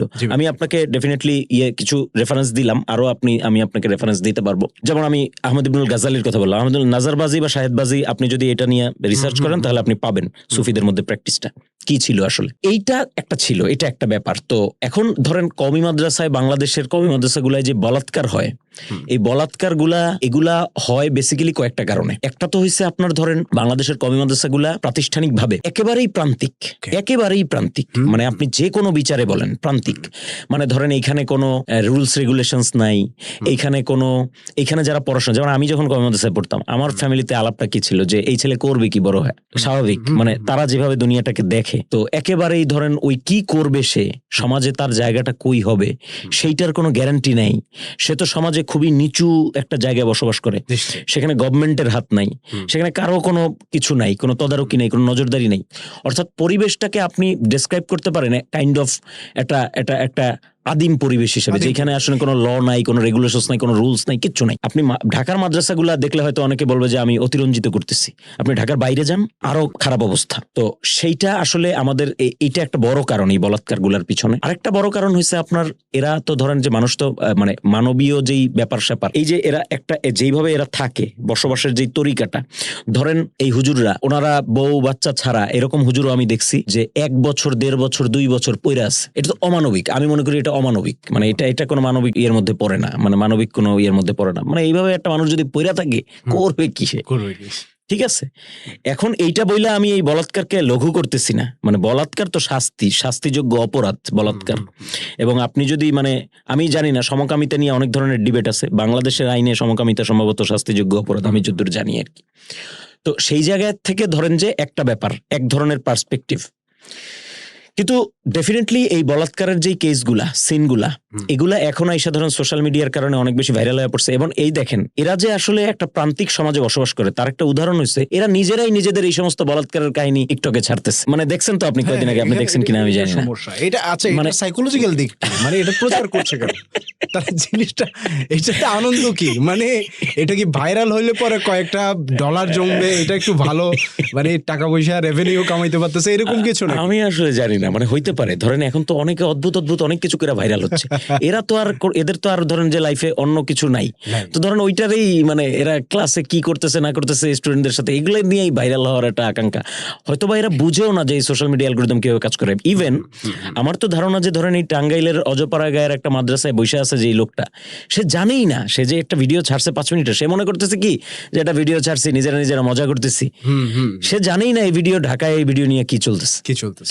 মানে এই লিটারেসি নাই তো, মানে ধরেন এটা সমাজের একেবারে প্রান্তিক জায়গায় থাকলে আপনার এটা হবে না, তো লিটারেসি তৈরি হবে না। এখন আমার মনে হয় যে আবার একটা পার্সপেক্টিভ এখন এসে আমার মনে হচ্ছে যে ধরেন এই মাদ্রাসাগুলো এই সমস্যা যদি, যেমন এটা নিয়ে ধরেন এর আগে অ্যাক্টিভিজম হয়েছে 2021 সালে। এএফপি আমাদের শফিকুল আলম ভাই, উনি কিছু রিপোর্ট করছেন। তারপরে আমাদের হুজাইফা ভাই, উনি এটা নিয়ে অ্যাক্টিভিজম করছেন। সেই সময় কিছু আলেম ওলামার সাক্ষাৎকার ছিল কিছু বিদেশি ইন্টারন্যাশনাল মিডিয়া। তো ধরেন এই সমস্যাটাকে ধামাচাপা দেওয়ার কারণে আজকে সমস্যা এই পর্যায়ে। যদি কওমি মাদ্রাসার হুজুররা এই সমস্যাটাকে সিরিয়াসলি নিতেন, মানে ডিনায়ালে না থাইকা, তাহলে আজকে এই পরিস্থিতি হইতো না। এখন আজকে যেই পরিস্থিতি, এটা আবার আমার এটাও মনে হয় যে এটার পিছনে একটু রাজনৈতিক কিছু ব্যাপার স্যাপারও আছে। মানে ধরেন এই কওমি মাদ্রাসাগুলার এগুলা যে ভাইরাল হচ্ছে, হঠাৎ করে এই যে নানান কিছু ভাইরাল হয়ে যাচ্ছে, এটা নিয়ে একটা সংঘবদ্ধ অ্যাক্টিভিজম। আমার মনে হয় এই অ্যাক্টিভিজমের পিছনে ধরেন বিভিন্ন পলিটিক্যাল গোষ্ঠীর কিছু স্বার্থগত জায়গাও কাজ করতেছে। এটা তো নিশ্চিত, কারণ আপনি জানেন নিশ্চয়ই যে কওমি মাদ্রাসাগুলির ব্যাপারে, মানে কওমি মাদ্রাসাগুলোর পলিটিক্যাল যেই ব্যাপার স্যাপার, সেটা খুব কমপ্লেক্স। এটা আসলে খুব কমপ্লেক্স, খুব জটিল সমীকরণ। ফলে এই জটিল সমীকরণের জায়গায় কে কোন ঘোলা পানিতে কি মাছ শিকার করতেছে, সেটা একটা ব্যাপার। কিন্তু ধরেন সেটা হয়তো কেউ মাছ শিকার, এমনকি এটাও আছে যে কওমি মাদ্রাসায় একজন মুহতামিম বসে আছেন দায়িত্বে, আরেকজন মুহতামিম হওয়ার দৌড়ে আছে। উনি চাচ্ছেন ওই মুহতামিমকে একটু ল্যাং মারা যায়, এবং ওদের নিজস্ব ইন্টারনাল পলিটিক্স ওনারা করতেছেন। নিজস্ব ইন্টারনাল পলিটিক্সটা এত বেশি কওমি মাদ্রাসায় জটিল, হত্যা পর্যন্ত করতে পারে। এরকম একটা পরিস্থিতির মধ্যে চলে যায় অনেক সময়। সেইটা আছে, বাট পয়েন্ট ইজ যে ঘোলা পানিতে কেউ মাছ শিকার করতে চাচ্ছে, এই জন্য আপনার দোষটা তো আর চাপা পড়ে না। আপনি দোষ করছেন দেখেই সে সুযোগটা পাচ্ছে। ফলে দোষটাকে কোনোভাবেই আড়াল করা যাবে না। যত যাই হোক, এদিকে রাজনীতি অনেক কিছুই হচ্ছে, ঠিক আছে, কিন্তু দোষটা তো রিয়েল, প্রবলেমটা রিয়েল। এবং এই যে বলাৎকার, ধরেন আমি অনেক ছেলেপেলে তো মেন্টালি ট্রমাটাইজ হয়ে যায়, অনেক ছেলেপেলে মেন্টালি ট্রমাটাইজ হয়ে আছে অলরেডি, বলতে পারতেছে না, কথা বলতে পারতেছে না, অনেক ছেলেপেলে আছে। তো তারপর মাইরের যে ব্যাপারটা, যে অদ্ভুত দেখতেছি যে মারতেছে। আমার একটা অভিজ্ঞতা অবশ্য মনে আছে মাইরের, সেটা হচ্ছে যে সেটা অবশ্য ঢাকারই এক মাদ্রাসায়, আমি ঢাকার যে মাদ্রাসায় পড়াশোনা করছি, সেই মাদ্রাসায় আমাদের এক স্টুডেন্ট ছিল। সেই স্টুডেন্টকে সে হলো মাদ্রাসা থেকে পালায় গেছিল, পরে আবার ফিরে আসছে। মাদ্রাসার যিনি প্রিন্সিপাল ছিলেন, উনি এমন মায়ের মারছে, মোতামিম, উনি ওরে এমন মায়ের মারছে যে ওর হলো গিয়ে আপনার কালশিটে পড়ে গেছে পুরা শরীরে, পিঠে টিঠে একদম ওই যে নাহিদ ইসলামরে যে পিটাইছে যেরকম দাগ হয়ে গেছে, ওই রকম। পরে আমরা বরফ টরফ লাগাই দিছি। তো এই যে মারপিটটা, এইটা আসলে আমি দেখছি যে হুজুররা এরকম ন্যাচারালি করে। মানে ওনারা মনে করে, আমাদের তো আগে তো স্কুলেও মারপিট করতো, আস্তে আস্তে তো এই যে মানে চেঞ্জিং পরিস্থিতিতে, চেঞ্জিং ওয়ার্ল্ডে যে কিভাবে আমি শিখাইতে পারি, আর্ট অফ টিচিং, এটা যে চেঞ্জ হয়েছে আস্তে আস্তে। মায়ের পিঠ থেকে আমরা যে আস্তে আস্তে অন্য একটা দিকে শিফট করছি, এই শিফটটা এরা ধরতে পারে নাই, বা এরা জানেই না।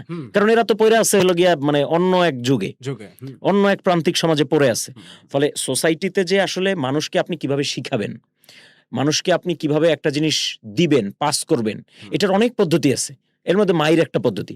আমাদের বাঙালি সমাজে একসময় মায়ের খুব প্রচলিত ছিল। এটা শুধু মাদ্রাসায় না, স্কুলে স্কুলে প্রচুর মায়ের টের ছিল। এখনো আছে। হ্যাঁ, এখনো আছে কোনো জায়গায়। বাট আস্তে আস্তে যে আমরা এই জায়গাটা থেকে সরে আসতেছি, এটা নিয়ে যে ট্রমাটাইজ হওয়ার একটা ব্যাপার বা মেন্টাল হেলথের উপরে কি প্রভাব পড়ে স্টুডেন্টদের, আরো ভালো কোনো তরিকা আছে কিনা আসলে স্টুডেন্টদেরকে শেখানোর, এগুলো নিয়ে যে রিসার্চ চলতেছে, গবেষণা চলতেছে সারা বিশ্বে, এবং সেটার প্রভাব যে আমাদের এখানেও পড়তেছে, সেটা নিয়ে তো এদের কোনো লিটারেসি নাই।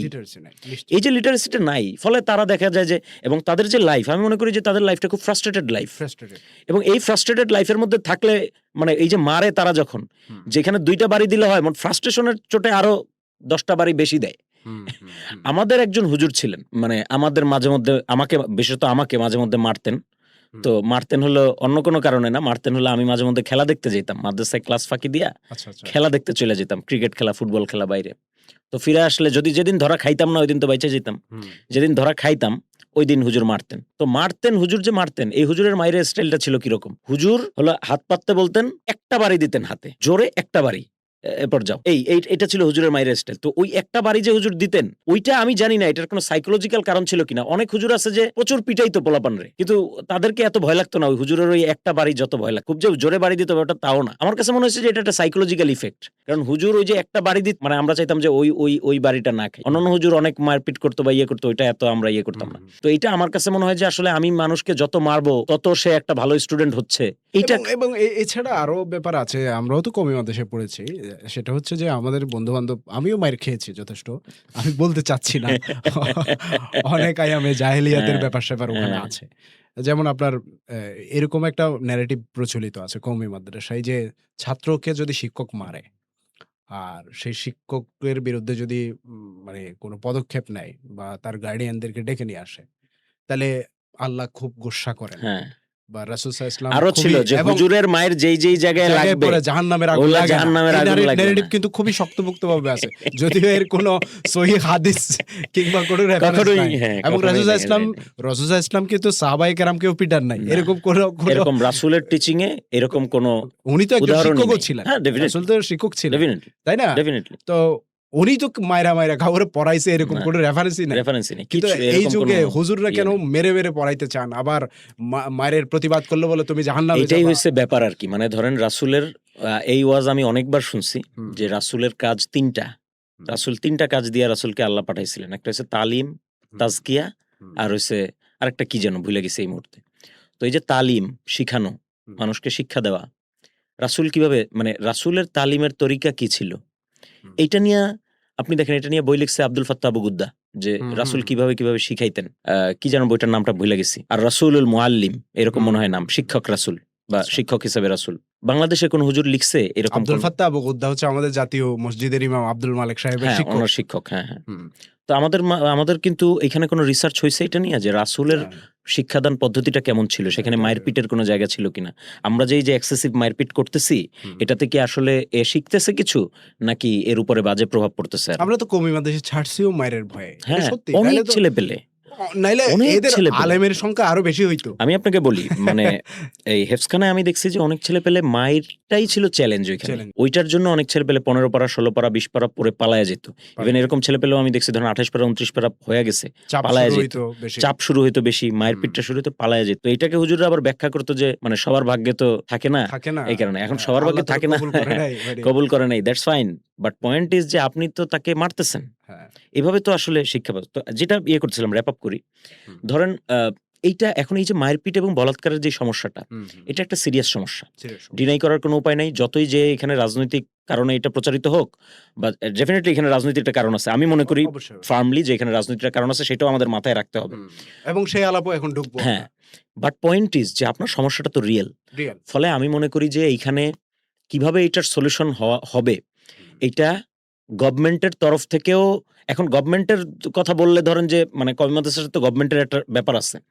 তো এইটা কওমি মাদ্রাসার যারা আছেন ওনাদেরকে গভর্নমেন্টের এইটা বুঝাইতে হবে, এবং গভর্নমেন্টের ওনাদের সাথে বসতে হবে। কারণ মানে আমাদের গভর্নমেন্টগুলি কওমি মাদ্রাসাগুলিকে শুধু এক্সপ্লয়েট করছে। এই যে হাজার হাজার লক্ষ লক্ষ শিক্ষার্থী যখন লাগছে, তখন শুকরানা মাহফিল করায় তাদেরকে স্বীকৃতি দিয়ে ইয়ে করছে, কিন্তু তাদের মানোন্নয়ন হচ্ছে কিনা, তারা নাগরিক হয়ে উঠতেছে কিনা, এগুলো নিয়ে কিন্তু কোনো সরকার ভাবে নাই। মানে ধরেন হাসিনার সরকার তাদেরকে স্বীকৃতি দিছে, এই স্বীকৃতিটা দিছে স্রেফ তাদের সম্মতিটা আদায় করার জন্য। ওই স্বীকৃতি দিয়ে কিছু হয়েছে? মাস্টার্সের স্বীকৃতি দিয়ে কি হয়? মানে আপনার অনার্স নাই, মাস্টার্স আছে, এই মাস্টার্স মানে অদ্ভুত এক পরিস্থিতি। এবং এত বড় একটা হুজুর সমাজ বাংলাদেশে, মানে আপনি কত লাখ লাখ হুজুর, কেউ এই জিনিসটা ধরতে পারলো না যে অনার্সের সার্টিফিকেট ছাড়া আমার মাস্টার্সের সার্টিফিকেটের কোনো লাভ নেই। তারা মাস্টার্সের সার্টিফিকেট নিয়ে খুশি খুশি মাস্টার্সের একটা সার্টিফিকেট তারা নিয়ে নিছে। তো এই জিনিসগুলি আসলে মানে ধরেন কোন সরকার আন্তরিকভাবে, আপনি দেখেন এখানে অনেক অনেক ফ্যামিলি, সে মান্যতের কারণে হোক, যেমন আমার ফ্যামিলি, বা অভাবের কারণে হোক, বা যে কোনো কারণে হোক, মাদ্রাসায় পড়ায়। তো আমাদের বড় একটা জনগোষ্ঠী আছে যারা এই কওমি মাদ্রাসায় পড়তেছে, এখন তারা আমাদের নাগরিক। তাদেরকে আমরা যদি এইরকম একটা পরিবেশের মধ্যে রাইখা দিই এবং তাদের ব্যাপারে আমরা না ভাবি, তাহলে যেটা হবে ভবিষ্যতে পলিটিক্যাল ক্রাইসিস তো তৈরি হবেই, প্লাস আমাদের যে সোশ্যাল কোহেরেন্স তৈরি হবে না, নষ্ট হবে। আজকে এই সোসাইটির সাথে আমাদের কোনো বোঝাপড়া নেই, ওদের আমাদের সাথে কোনো বোঝাপড়া নেই। ওরা মনে করে যে ইউনিভার্সিটিতে খালি মনে হয় সারাদিন লাগায় আর মদ গাঁজা খায়। আমরা মনে করি যে ওরা সারাদিন মনে হয় বলাৎকার করতেছে। তো এই যে ব্যাপারগুলি ডিপলি একটা সোসাইটিকে আসলে ডিভাইডেড করে রাখে। এই ব্যাপারগুলি আমাদের সলভ হওয়া দরকার। সেইখানে আসলে আমি শুধু বলবো যে আগে আমি কওমি মাদ্রাসায় সরকারি মানে হস্তক্ষেপের অত পক্ষপাতী ছিলাম না, কিন্তু এখন আমি মনে করি যে সরকারেরও এটা নিয়ে উদ্যোগ নেওয়া উচিত। কারণ তারা তো উদ্যোগ নিচ্ছে না। তারা যদি উদ্যোগ নিত, তারা যদি তারাই সরকারকে যদি উদ্যোগ নিয়ে এটা করতো, তাহলে আমাদের সমস্যা ছিল না। তারা উদ্যোগ নিচ্ছে না। তো এখন গভর্নমেন্টের এখানে আগে যাইতে হবে, কারণ এটা এখন নাগরিকের ব্যাপার। কারণ যেই ছেলেটা বলাৎকারের শিকার হচ্ছে সে তো বিচার মানে পাওয়ার যোগ্য। তুমি এখানে একটা বার্তা আমাদের পরিষ্কার করা উচিত যে বিশেষ করে বলৎকারের ক্রাইসিস যখন সামনে আসছে এই গেল কিছুদিনের মধ্যে, তখন একটা গোষ্ঠী এই ধরনের মেসেজ দেওয়ার চেষ্টা করছে যে কওমি মাদ্রাসা মানে হচ্ছে বলৎকারের ফ্যাক্টরি এবং সব শিক্ষক এই কাজের সাথে জড়িত। এই জিনিসটা তো সত্য না আসলে। এটা নিয়ে একটু আপনি খোলাসা করুন। না, এইটা একদমই সত্য না। মানে ধরেন আপনি যদি এটা নিয়ে তো কোনো জরিপ হয় নাই, রিসার্চ হয় নাই, আপনি যদি রিসার্চ করেন তাহলে হয়তো দেখবেন যে মানে একটা জায়গায় অনেক কিছু কিন্তু থাকে। ধরেন আমি মাদ্রাসায় পড়াশোনা করছি, একটা মাদ্রাসায় অনেক কালচার থাকে। আমরা যেরকম এরকম বাজে কালচার দেখছি, ভালো কালচারও দেখছি। আমি তো ধরেন যে আমার মধ্যে যে অনেক ভালো গুণাবলী আছে, মানে আমি মনে করি যেগুলো ওইখান থেকে আসা, মানুষের সাথে মিশতে পারার ক্ষমতা। আমি ঢাকায় যে মাদ্রাসায় পড়ছি, আমি তো গ্রেটফুল তাদের কাছে। তাদের একটা বড় লাইব্রেরি ছিল, সেই লাইব্রেরিতে আমার প্রধান পড়াশোনাগুলা, তারা ইভেন ওইখানে হুমায়ুন আজাদ, তসলিমা নাসরিন এই ধরনের লেখকদের বইও তারা রাখতো লাইব্রেরিতে। আপনি কল্পনা করতে পারবেন কওমি মাদ্রাসার লাইব্রেরিগুলো অনেক সমৃদ্ধ। বিশেষ করে আপনি পটিয়া মাদ্রাসায় যদি যান, পটিয়া মাদ্রাসার লাইব্রেরিতে যদি ঢোকেন, আপনার মনে হবে যে আল আজহার বিশ্ববিদ্যালয়ের লাইব্রেরিতে আসছেন, কিংবা অক্সফোর্ড ইউনিভার্সিটি। এইখানে যে আপনি দেখবেন অনেক ছেলে পেলে রাত জায়গা পড়তেছে।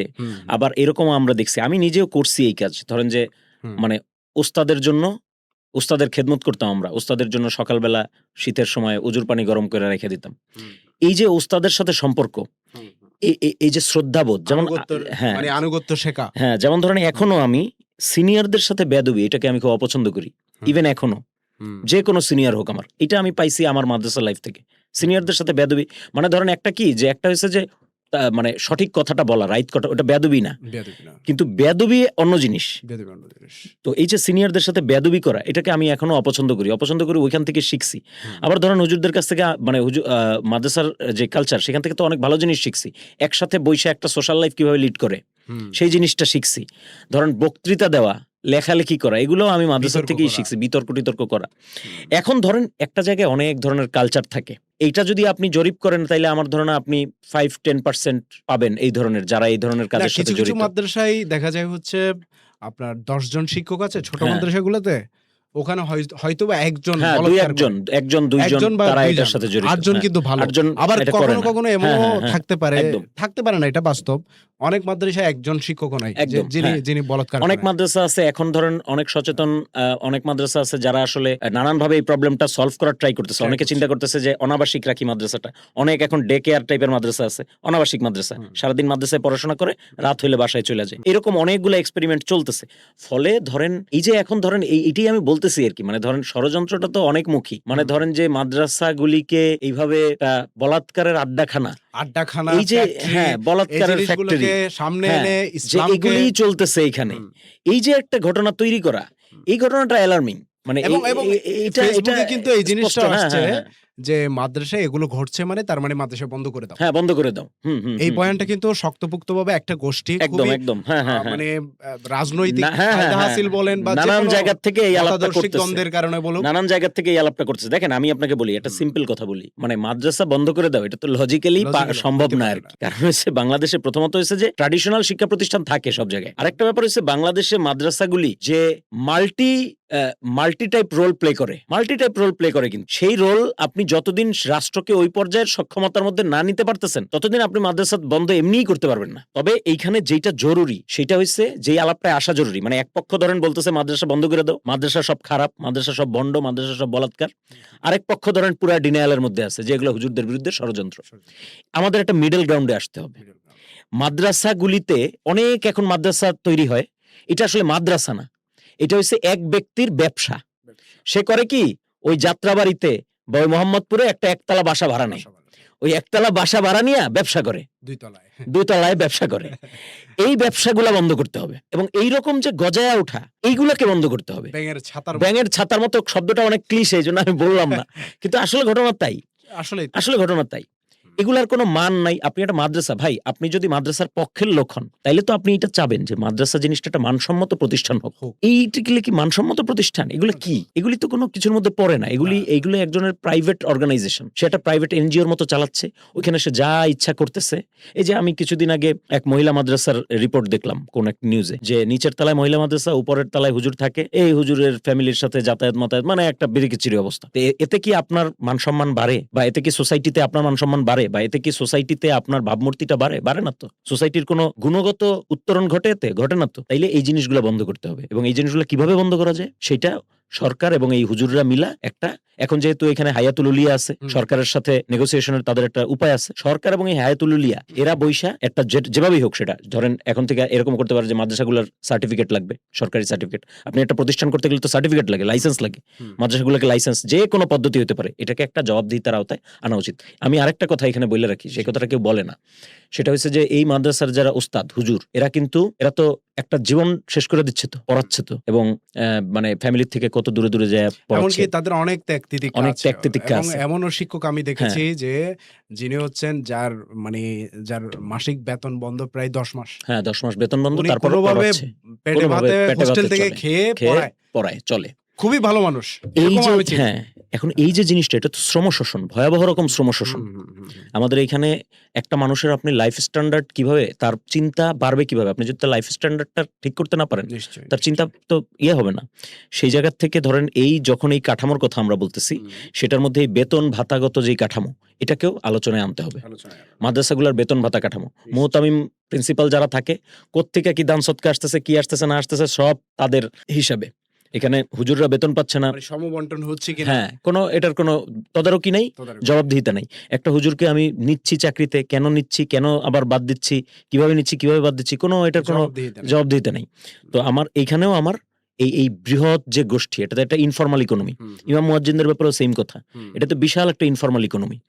এই ইনফরমাল ইকোনমিতে আমার রাষ্ট্রের সাথে করতে হবে। এখানেও আমার রেগুলেশনস লাগবে। আপনি এই জিনিসগুলো মানে তদারকি করেন, আপনি মানে পদক্ষেপ নেন, তারপরে আপনি দেখেন যে এটা কমে না বাড়ে। আমার ধারণা এটা কমে আসবে। মানুষকে আপনি যদি ওই লাইফ স্ট্যান্ডার্ডটা দিতে পারেন, মানুষকে আপনি যদি ওই জায়গা থেকে করতে পারেন, তার যদি একটা আপওয়ার্ড মোবিলাইজেশন ঘটে, তাহলে এই ঘটনাগুলো আমার ধারণা তার কমে আসবে আর কি, আমার ধারণা, এবং এটা কমা উচিত। আপনি ডক্টর আকরাম নদভীর কিতাব অনুবাদ করেছেন, যেটা হচ্ছে মুহাদ্দিসাত, খুবই বিখ্যাত কিতাব। মহিলা সাহাবীদের নিয়ে যিনি বা মহিলা মুহাদ্দিসদের নিয়ে যিনি কিতাব লিখেছেন, ডক্টর আকরাম নদভী। ওইটা, এই যে কিতাবটা আপনি অনুবাদ করলেন, এটা তো ইসলামের একটা বড় শেয়ার বা নিদর্শন, তাই না?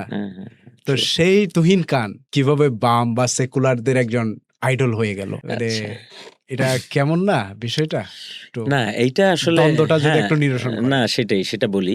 ধরেন আমার যে মাদ্রাসা এডুকেশন, আমি যখন মাদ্রাসায় ছিলাম তখন আমি শুধু পড়াশোনাই করছি, আমি আর কিছুই করিনি, কোনো রাজনীতিও করি নাই, আমি কোনো বাইরের মোবাইল টোবাইলও চালাইতাম না, আমি শুধু পড়াশোনা করছি। ফলে আমার ইসলামিক এডুকেশনাল ব্যাকগ্রাউন্ড এটা আমার খুব স্ট্রং। এখনো আপনি যদি আমাকে ধরেন বিভিন্ন বই টই কথা বলেন বা বলেন, আমি এগুলা আপনাকে একদম মানে মুখস্থ বলে দিতে পারবো। ইভেন আমি অনেক মাদ্রাসায় পড়াইতেও পারবো, আমার এডুকেশনাল ব্যাকগ্রাউন্ডটা খুব স্ট্রং, সেটা বলতেছি আর কি। মানে মাদ্রাসা আপনি কি লাইফে দাওরা হাদিস পড়ছেন? না, দাওরায়ে হাদিস আমি শেষ করিনি। তাহলে কতটুকু? আমি পড়ছি জালালাইন পর্যন্ত। জালালাইন। ওকে। এরপরে ধরেন আমি যখন ইউনিভার্সিটিতে আসি, আমি যখন পড়াশোনা শুরু করি, আমি যখন রাজনীতির সাথে ইনভলভড হই, এই জায়গাটাতে আমি দেখছি আর কি যে দেখেন রাজনীতি জিনিসটা কি।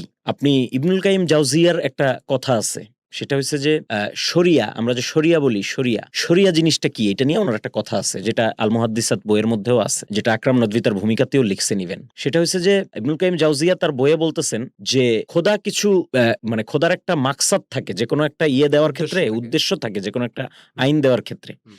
এই উদ্দেশ্য পূরণ যদি হয় তাহলে খোদা উদ্দেশ্যটা দেখেন, কোন পন্থায় হচ্ছে সেটা উনি দেখেন না। এবং উনি বলতেছেন যে যেমন জাস্টিস, ন্যায় বিচার, এটা খোদার একটা উদ্দেশ্য। এখন ন্যায় বিচার যে করতেছে, যেভাবে হচ্ছে ন্যায় বিচার যদি হয়, ওইটাই শরীয়ত। ব্যাপারটা এরকম না যে শরীয়ত এরকম এরকম এরকম এরকম একটা জিনিস একদম হুবহু এটাকে মানতে হবে। ন্যায় বিচার যেভাবে হচ্ছে ওইটাই শরীয়ত। যেই কারণে আপনি দেখবেন যে ফিকহুস সিয়াসাতে আপনি যদি দেখেন, তাহলে ফিকহুস সিয়াসাতে যে আপনি তো নিজে দেখবেন যে আপনি এক সময়ের হুজুর, পরবর্তী যুগের সে সেকুলার। মানে আপনি দেখেন খেয়াল কইরা যে উমাইয়াদের আজকে আমরা অনেক গালাগালি করি না উমাইয়া শাসকদের, কিন্তু উমাইয়া শাসকরা কিন্তু ওই সময়কার তো তারা শিয়ারা তো হ্যাঁ জানে দুশ্মন মনে করে, বা উমাইয়াদের আমরা অনেক কিছু করি, কিন্তু উমাইয়ারা তো আব্বাসীরা দেখেন, আব্বাসীয়রাদের এখন যারা ধরেন মানহাজি আছেন বা যারা হলো গিয়া জেহাদি তৎপরতা চালানোর কথাবার্তা বলেন, এদের কাছে আব্বাসী খেলাফতটা খুব ইন্টারেস্টিং।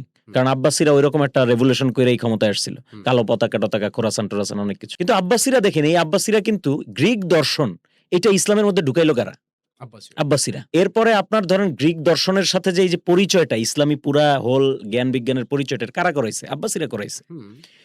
তারপরে এইরকম জিনিসগুলো আপনি দেখবেন যে আব্বাসীরা, গোল্ডেন এজ বলা হইতো যেটাকে, যে আব্বাসীরা করছে। তো এখন এই যে যেখান থেকে আসতেছিলাম কথাটা আর কি, সেটা হচ্ছে একটা ব্যাপার বলে রাখি, সেটা হচ্ছে মুসলিম ফিলোসফি নাম দিয়ে যে ফিলোসফিটা চালানো হয় আমাদের সমাজে, এটা তো আসলে মানে গ্রিক ফিলোসফির একটা এক্সটেনশন। গ্রিক ফিলোসফির একটা এক্সটেনশন, মানে আপনি ওইটা আলাদা করে কিছু তো করতে পারবেন না। সেটাই ধরেন আমরা যখন রাজনীতিতে আসলাম, তখন আমরা রাষ্ট্র জিনিসটা আমরা আলাদাভাবে বুঝতে শিখছি। আমরা আগে যখন মানে মাদ্রাসায় পড়াশোনা করতাম, তখন আমরা রাষ্ট্র বুঝতাম না।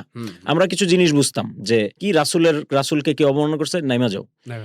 কিন্তু এইটা আসলে মানে আপনি যখন রাষ্ট্র জিনিসটা চিন্তা করেন, আপনি যখন মানুষের রাইটস চিন্তা করেন, আপনি যখন রাষ্ট্র কত মানে বিপুল বিস্তৃত ব্যাপার, একটা জাতি কত বিস্তৃত ব্যাপার, একটা সমাজ কত বিস্তৃত, এটা আমরা চিন্তা করেন, তখন আসলে এই যে তখন আমরা বুঝি যে আসলে ওই সময় তো কেউ না কেউ আমাদেরকে কোনো না কোনো ভাবে কাজে লাগাইছে, তাই না? যখন আমরা এই জায়গাটায় আসলাম, তখন আমার কাছে মনে হয়েছে, আমি এমনিতে ধরেন যে আমি ইউনিভার্সিটি লাইফের আগের থেকেও আমাদের পিরোজপুর অঞ্চলে এমনিতে একটু বাম রাজনীতির একটা প্রভাব ছিল আগের। সেটা হচ্ছে আপনার ধরেন সিরাজ শিকদার টিকদার এদের কেন্দ্র করে, পেয়ারা বাগান টাগান ওগুলা কেন্দ্র করে একটা প্রভাব ছিল আমাদের ওইখানে। নদী এলাকা তো, ওখানে ডাকাতদের একটা ছিল, ওই রকম একটা সর্বহারাদের একটা ব্যাপার ছিল। কিন্তু সেইটা তখন অত আমাকে প্রভাবিত করে নাই। ভার্সিটিতে আসার পরে আমি আসলে সত্যি বলতে, মানে ধরেন আমরা ভার্সিটিতে আসার পরে ওই বয়সে আমরা কি রাজনীতি করতে চাই? আমরা রাজনীতি করতে চাই মানুষের অধিকারের কথা বলতে চাই, আমরা রাজনীতি করতে চাই ধরেন এস্টাবলিশমেন্টের বিরুদ্ধে কথা বলতে চাই। এইগুলো আমরা আমাদের রাজনীতির উপপাদ্য। এখন পয়েন্ট হয়েছে, সেই উপপাদ্যগুলো আসলে কারা প্রোভাইড করতেছে? আমি আমার দেখা মতে মানে বাম দলগুলি ছাড়া আর কোনো দল আমি পাই নাই যেই দলটা কইরা আমি এই কাজগুলি করতে পারি। মানে আমার ক্যাম্পাসে আর কোনো দলই ছিল না। এখন পয়েন্ট হয়েছে, আমি আমার লাইফের এমনিতে ফার্স্টে রাজনীতি করার ইচ্ছা ছিল না। মানে আমি খুবই সাহিত্য নিয়ে থাকতাম, এই টাইপের লোক ছিলাম। কিন্তু ছাত্রলীগ হলো গিয়ে আমাকে বিভিন্ন ট্যাগ দিয়ে, আমরা একটা পাঠচক্র করতাম, ওই পাঠচক্র থেকে আমাকে তুইলা নিয়ে এই শিবির, হিজবুত তাহরির এই সমস্ত ট্যাগ দিয়ে আমাকে তারা জেলে দেয়। এই জেলে যাওয়ার পরে আমার কাছে তখন মনে হয় যে মানে আমার তখন জিনিসটা খারাপ লাগে যে কিরে ভাই, আমি তো কোনো রাজনীতিও করি না, কিছুই না, তাও তোমরা, এটা 17 সালের কাহিনী বলতেছি। ওই সময় ক্যাম্পাসের অবস্থা আরো ভয়াবহ খারাপ আর কি। পরে তো কোটা আন্দোলনের পরে একটু হয়েছে, কিন্তু ওই সময় খুব বাজে অবস্থা ছিল। তো আমার কাছে জিনিসটা খুব খারাপ লাগে যে আমি কিরে ভাই, আমি তো আমি কারো সাথে পাচ্ছে নাই, কোনো রাজনীতি করি না, তারপরে তোরা আমাকে এটা করলি। তো ওর পরে আমি বেসিক্যালি, আমরা পাঠচক্র করতাম কিছু ফ্রেন্ড সার্কেল একসাথে মিলা, একটা ফিনিক্স নামে আমাদের একটা পাঠচক্র ছিল। এই পাঠচক্রটা আমরা করতাম, ওইখান থেকেই আমরা বন্ধু বান্ধব মিলা নানান, সবাই এক দলে গেছি যে তা না, এক একজন এক এক দলে। আমি বিপ্লবী ছাত্র মৈত্রীতে যোগ দিছিলাম। আমি আর আমার বন্ধু অন্তর, আমরা ২ জন বিপ্লবী ছাত্রমৈত্রীতে যোগ দিছিলাম। আরো অনেকে অনেক জায়গায়। মুহাদ্দিসাত কি তার আগে না, লিখেছেন? মুহাদ্দিসাত পরের আচ্ছা, কাহিনী। আচ্ছা। মুহাদ্দিসাত করোনার মধ্যের কাহিনী। তার মানে বাম হওয়ার পরেই আপনি মুহাদ্দিসাতে হাত দিছেন? হ্যাঁ, হ্যাঁ, আগে না? ডেফিনিটলি না, আগে না। আচ্ছা, আচ্ছা। আচ্ছা, মজার গল্প। না এটা একটা ব্যাপার। এখন আমি আচ্ছা। আপনাকে আমার ইয়েটা বলি। আমার ইয়েটা কখনো এইরকম ছিল না। মানে ধরেন যে আমি কখনোই হুম। জিনিসগুলিকে খুব বেশি বাইনারি অপোজিশন হিসেবে দেখি নাই। ওকে।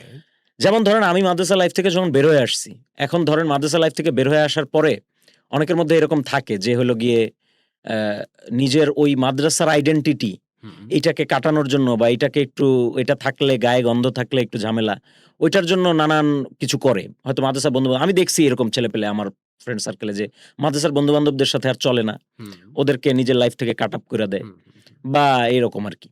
বা আমি কিংবা নিজেকে খুবই এলিট শ্রেণী মনে হ্যাঁ, করে। হ্যাঁ, ঐরকম মাদ্রাসায় আরকি। যারা হ্যাঁ, পড়ছে তাদেরকে হ্যাঁ, পশ্চাৎপদ তাদের মনে করে। পশ্চাৎপদ মনে করে। হুম, আমি ধরেন যে ঐরকম কখনো করি নাই। আমার মাদ্রাসার বন্ধু-বান্ধব মানে বন্ধু-বান্ধব যারা আমার ছোট ভাই-টাই যারা, তাদের সাথে আমি রেগুলার যোগাযোগ মেইনটেইন করছি হুম। এবং তাদেরকে আমি আমার লাইফের অংশই মনে করছি। আমি আচ্ছা, তাদেরকে আচ্ছা। কখনো আমার লাইফ থেকে বাদ দিই নাই। করছেন, এখনো করেন? এখনো করি ওকে। এবং সেইটা আমি যেই পরিস্থিতিতে থাকি, তারা আমাকে করুক বা না করুক, হুম, এটা ডাজন্ট ম্যাটার আমার কাছে। হুম, হুম।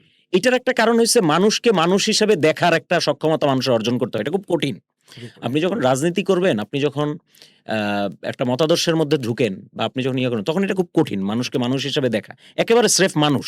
হুম, এটা সহজ কাজ না। হুম, আমার পক্ষে এই কাজটা সম্ভবত কিছুটা সহজ হইছে কারণ আমি সাহিত্য করতাম হুম। এবং সাহিত্যের কারণে আমার মনটা অনেক নরম। আচ্ছা।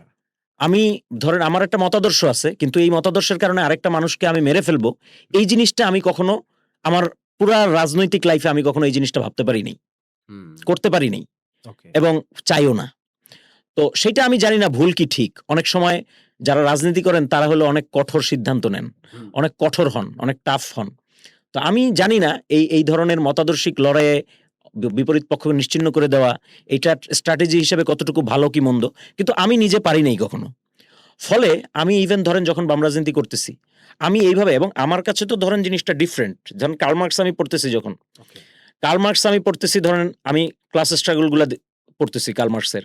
ক্লাস স্ট্রাগল এবং আমি দেখছি যে ইকোনমি, হুম। ইকোনমি দিয়ে আমি দেখলাম যে হ্যাঁ, অনেক কিছু ব্যাখ্যা করা যায়। মানে যেটাকে শ্রেণী সংগ্রাম বলে। শ্রেণী সংগ্রাম হুম, এবং কার্ল মার্কস যে বলছেন যে হুম। ইকোনমি হলো গিয়ে একটা ইনফ্রাস্ট্রাকচার। হুম, হুম, আমি দেখছি যে ইকোনমি দিয়ে অনেক কিছু ব্যাখ্যা করা যায়। অনেক কিছু যায় না। এখনো অনেক নতুন, নতুন তত্ত্ব আসছে, ডিফারেন্ট ইস্যু। বাট আমি দেখলাম যে না ইকোনমি দিয়ে অনেক কিছু, বিশেষত আমাদের মতো তৃতীয় বিশ্বের দেশগুলাতে হুম, ইকোনমি দিয়ে অনেক কিছু ব্যাখ্যা করা যাচ্ছে। হুম, হুম, প্লাস শ্রেণী সংগ্রামের যে ব্যাপারটা, শ্রেণীর যে ব্যাপারটা, আমি দেখলাম যে এটা ইভেন এখনো আপনি দেখেন জুলাইয়ের পরেও কিন্তু সবাই এই শ্রেণী নিয়ে আলোচনা করতেছে। হুম, হুম। তাই না?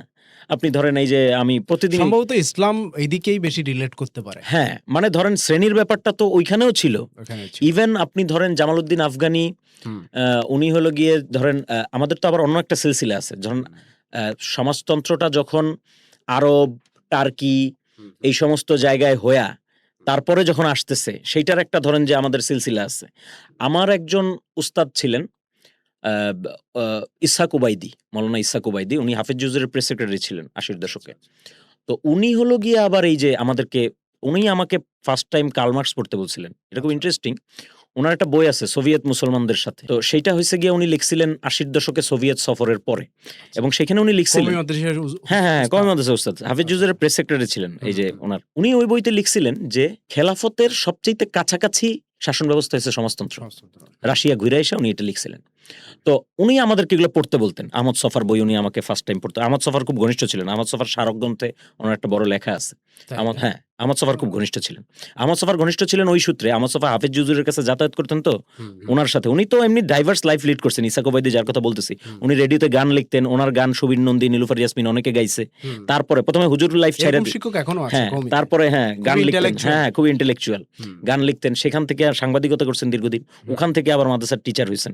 তো উনি যখন এই মানে হাফেজ হুজুরের খেলাফত আন্দোলনের মধ্যে যখন গ্যাঞ্জাম হয়, তখন তো উনি বের হয়ে যান। তখন হলো আহমদ ছফা উনাকে লিবিয়ান দূতাবাসে একটা চাকরি ম্যানেজ করে দিছিলেন। আচ্ছা, আচ্ছা। তো ওই সূত্রে হলো আহমদ ছফার সাথে তখন উনার হলো সম্পর্কটা তৈরি আচ্ছা, হয়। আচ্ছা। তখন গাদ্দাফি আবার ওই যে সমাজতন্ত্র ইয়ে-টিয়ে মিলায়া ইসলাম সমাজতন্ত্র সবকিছু মিলায়া-টিলায়া একটা থিওরি দিচ্ছে ওর গ্রিন বুক। হুম, হুম, হুম। তো ওগুলা তখন আবার ওই যে লিবিয়ান দূতাবাসে আহমদ ছফার যাতায়াত ছিল আরকি। আচ্ছা। তো ওই সূত্রে আরকি নানান চাকরি-টাকরি। তো যেটা বলতেছিলাম যে এইরকম একটা ব্যাপার ছিল। যে কারণে সমাজতন্ত্র এখন ধরেন আমাদের এখানে আছে যে বাম রাজনীতি করে মানে নাস্তিক। ওইটাও আমি কখনো ভাবতে পারি নাই। আচ্ছা। যে বাম রাজনীতি করে মানে নাস্তিক। হুম, আমি সবসময় সোসাইটিতে দেখছি যে এই যে দ্বন্দ্বটা, বাইনারির দ্বন্দ্বটা, যে এরে খায়া ফেলামু বা আমি ওরে মাইরা ফেলামু, নিশ্চিহ্ন করে ফেলামু, এই জিনিসটার মধ্যে আমি কখনো সাবস্ক্রাইব করতে পারিনি। না পারার ফলে আমাদের এখানে আরেকটা বড় ইনফ্লুয়েন্স ছিল আমার ক্ষেত্রে ফরহাদ মজহার। আমরা যখন ফরহাদ মজহারের, ধরো আমি যখন ফরহাদ মজহার মোকাবেলা পড়তেছি হুম, বা আমি যখন ফরহাদ ভাইয়ের পাঠচক্রগুলিতে যাচ্ছি, হুম। গেছি অনেক পরে। ফরহাদ ভাইয়ের পাঠচক্রে আমাদের বন্ধু-বান্ধবরা অনেক আগে যাওয়া শুরু করছে। ১৩-১৪ সালের দিকে, ১৫ সালের দিকে। আমি গেছি আরো পরে। আমি গেছি সম্ভবত, আমি যাইতেছি হলো ধরেন ২০-২১ সালের দিকে। অনেক আচ্ছা। পরে আরকি। কিন্তু পরে হইলেও, প্যান্ডামিকের পরে। হ্যাঁ, প্যান্ডেমিকের পরে বা প্যান্ডেমিকের একটু আগে দিয়ে। কিন্তু পরে হইলেও ফরহাদ ভাইয়ের সাথে মানে উনার চিন্তার সাথে একটা যোগাযোগ ছিল, মোকাবেলা বা এগুলা হুম, দিয়ে। সেগুলো আমি যখন দেখতেছি, তখন আমি দেখতেছি যে ফরহাদ ভাই একটা সংযোগ তৈরি করতেছেন। হুম, বা আসলে বাম রাজনীতিটা বা মার্কসের বাম-টাম বাদ দেন। আপনি শব্দে কি আসে যায়? শব্দে কিছু আসে যায় না। হুম, মানে শব্দ নিয়ে অনেকের ছুতমার্ক থাকতে পারে। That's fine. আপনি শব্দ বাদ দেন। পয়েন্ট হইছে যে শোষিত মানুষের পক্ষের রাজনীতি, মজলুমের পক্ষের রাজনীতি, শ্রেণী সংগ্রামের রাজনীতি, সেইটা যে আসলে কোনো রিজিড ব্যাপার না। এখানে একটা পয়েন্ট আনতে পারি। আমি একটু শেষ করি। সেটা যে কোনো রিজিড ব্যাপার না। এবং সেইটা যে কোনো আসলে এন্টি পিপল ব্যাপার না। Yes. সেটা যে আসলে কোনো এন্টি রিলিজিয়াস ব্যাপার না। হুম। বরঞ্চ রিলিজিয়ান, এইটা তো একটা সোসাইটির কালচারের অংশ। হুম, এবং সেইটা এইটার মধ্যে ঘেরা থাকে। আপনি কি বলে এটাকে? আপনি সোভিয়েত রাশিয়ার দেখেন, হিস্ট্রি দেখেন। ১ম এ তো চাইছিল তারা যে রিলিজিয়ানকে পুরোপুরি করে দিবে। কিন্তু সেটা পারে নাই। না পারার ফলে পরবর্তীতে তারা আবার একসেপ্টও করে নিছে। যেটা আপনি ইসা কোবাইদির ওই যে সোভিয়েত মুসলমানদের সাথে বইটা যদি পড়েন, তাহলে সেখানে দেখবেন। তখন অনেক প্রোপাগান্ডা চলতো। আপনি এটাও জানেন যে কোল্ড ওয়ারের সময় প্রচুর প্রোপাগান্ডা হইছে যে কমিউনিস্টরা মানে এটা করতেছে, সেটা করতেছে। পশ্চিমা বিশ্ব অনেক প্রোপাগান্ডা চালাইছে এগুলো নিয়ে। তো সেইটাও কিন্তু সত্য। সেইটা কিন্তু আমাদের এখানে আলোচনায় আসে না। কারণ আমাদের এখানে যেহেতু একটা মানে বামকে প্যারা দেওয়ার একটা ব্যাপার আছে। ফলে ওই যে ন্যারেটিভ গুলা, পশ্চিমা বিশ্বের অনেক ন্যারেটিভ আমরা খারিজ করি। কিন্তু বাম বিরোধী যে ন্যারেটিভ, সেইটা পাইলে আমরা আবার খুব এবং খুশি হয়ে এবং যাই। আমি যেটা বলতে চাইছিলাম যে এই যে বিশ্বকাপ গেল, ফুটবল বিশ্বকাপ।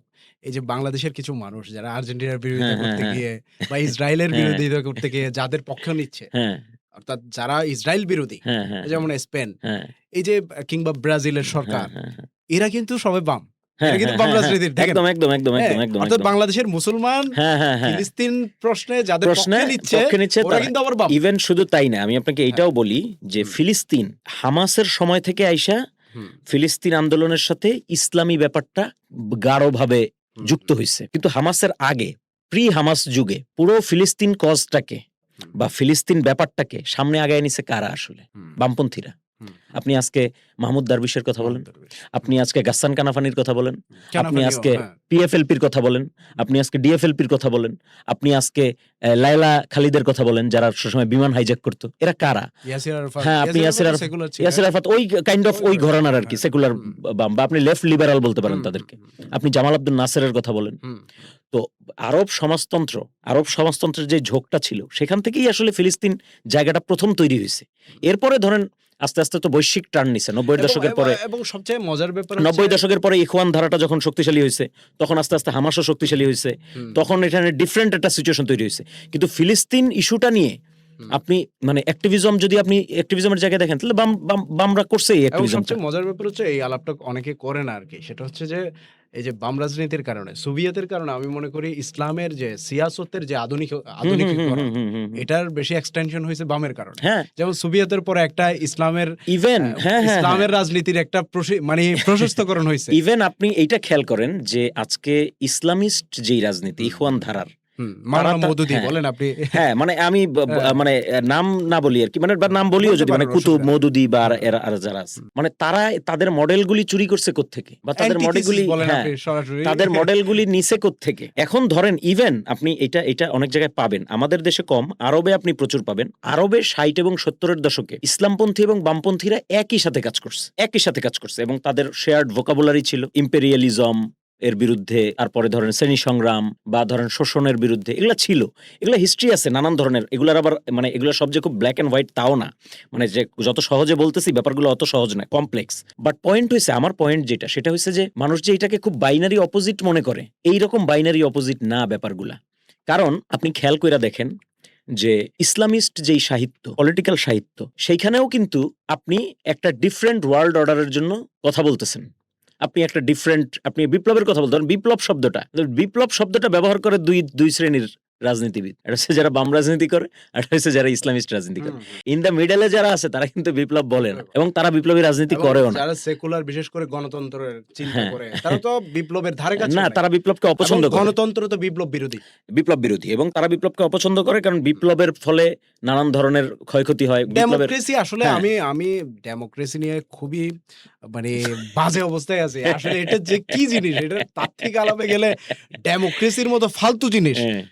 মানে গণতন্ত্রের চেয়ে বাকোয়াস জিনিস পৃথিবীর জমিনে আর নাই আর কি। না, আমার কাছে মনে হয় কি, ধরেন আমরা গণতন্ত্র খুব বাজে জিনিস, মানে দ্যাটস ফাইন, মানে গণতন্ত্র বলতে লিবারাল ডেমোক্রেসি বর্তমানে যেই সিচুয়েশনে আছে, যেভাবে আমরা প্র্যাকটিস করতে দেখতেছি পুরো দুনিয়ায়, সেটা খুব বাজে পর্যায়ে পৌঁছে গেছে, এতে কোনো সন্দেহ নেই। পয়েন্ট হইছে এর চাইতে ভালো অল্টারনেটিভ দিতে পারতেছি কিনা। যেমন আমি জুলাইয়ের কথাই বলি, ধরেন জুলাইয়ের পরে আমরা কিন্তু অনেক বিপ্লবী তৎপরতা চালাইছি, সংবিধান ছুঁড়ে ফেলবো, আরো অনেক কিছু করব, এটা করব সেটা করব, এবং সেটা অনেকেই চালাইছে। সেটা যে শুধু মানে একটা নির্দিষ্ট গোষ্ঠী চালাইছে ব্যাপারটা তাও না।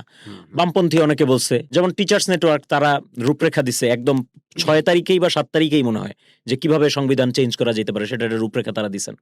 সবার মধ্যে এই আকাঙ্ক্ষা ছিল। এই আকাঙ্ক্ষা আস্তে আস্তে কিভাবে আইসা নির্বাচনে ঠেকলো, এইটা যদি আপনি চিন্তা করেন, এটা যদি আপনি একটু জাস্ট রিইমাজিন করেন ওই সময়টা, যে এই ঘটতেছে এই ঘটতেছে এই ঘটতেছে এই ঘটতেছে, এইভাবে যায় সবাই মাইনে নিল যে ঠিক আছে, নির্বাচনই এখন আমাদের মধ্যে একটা শান্তি আনতে পারে।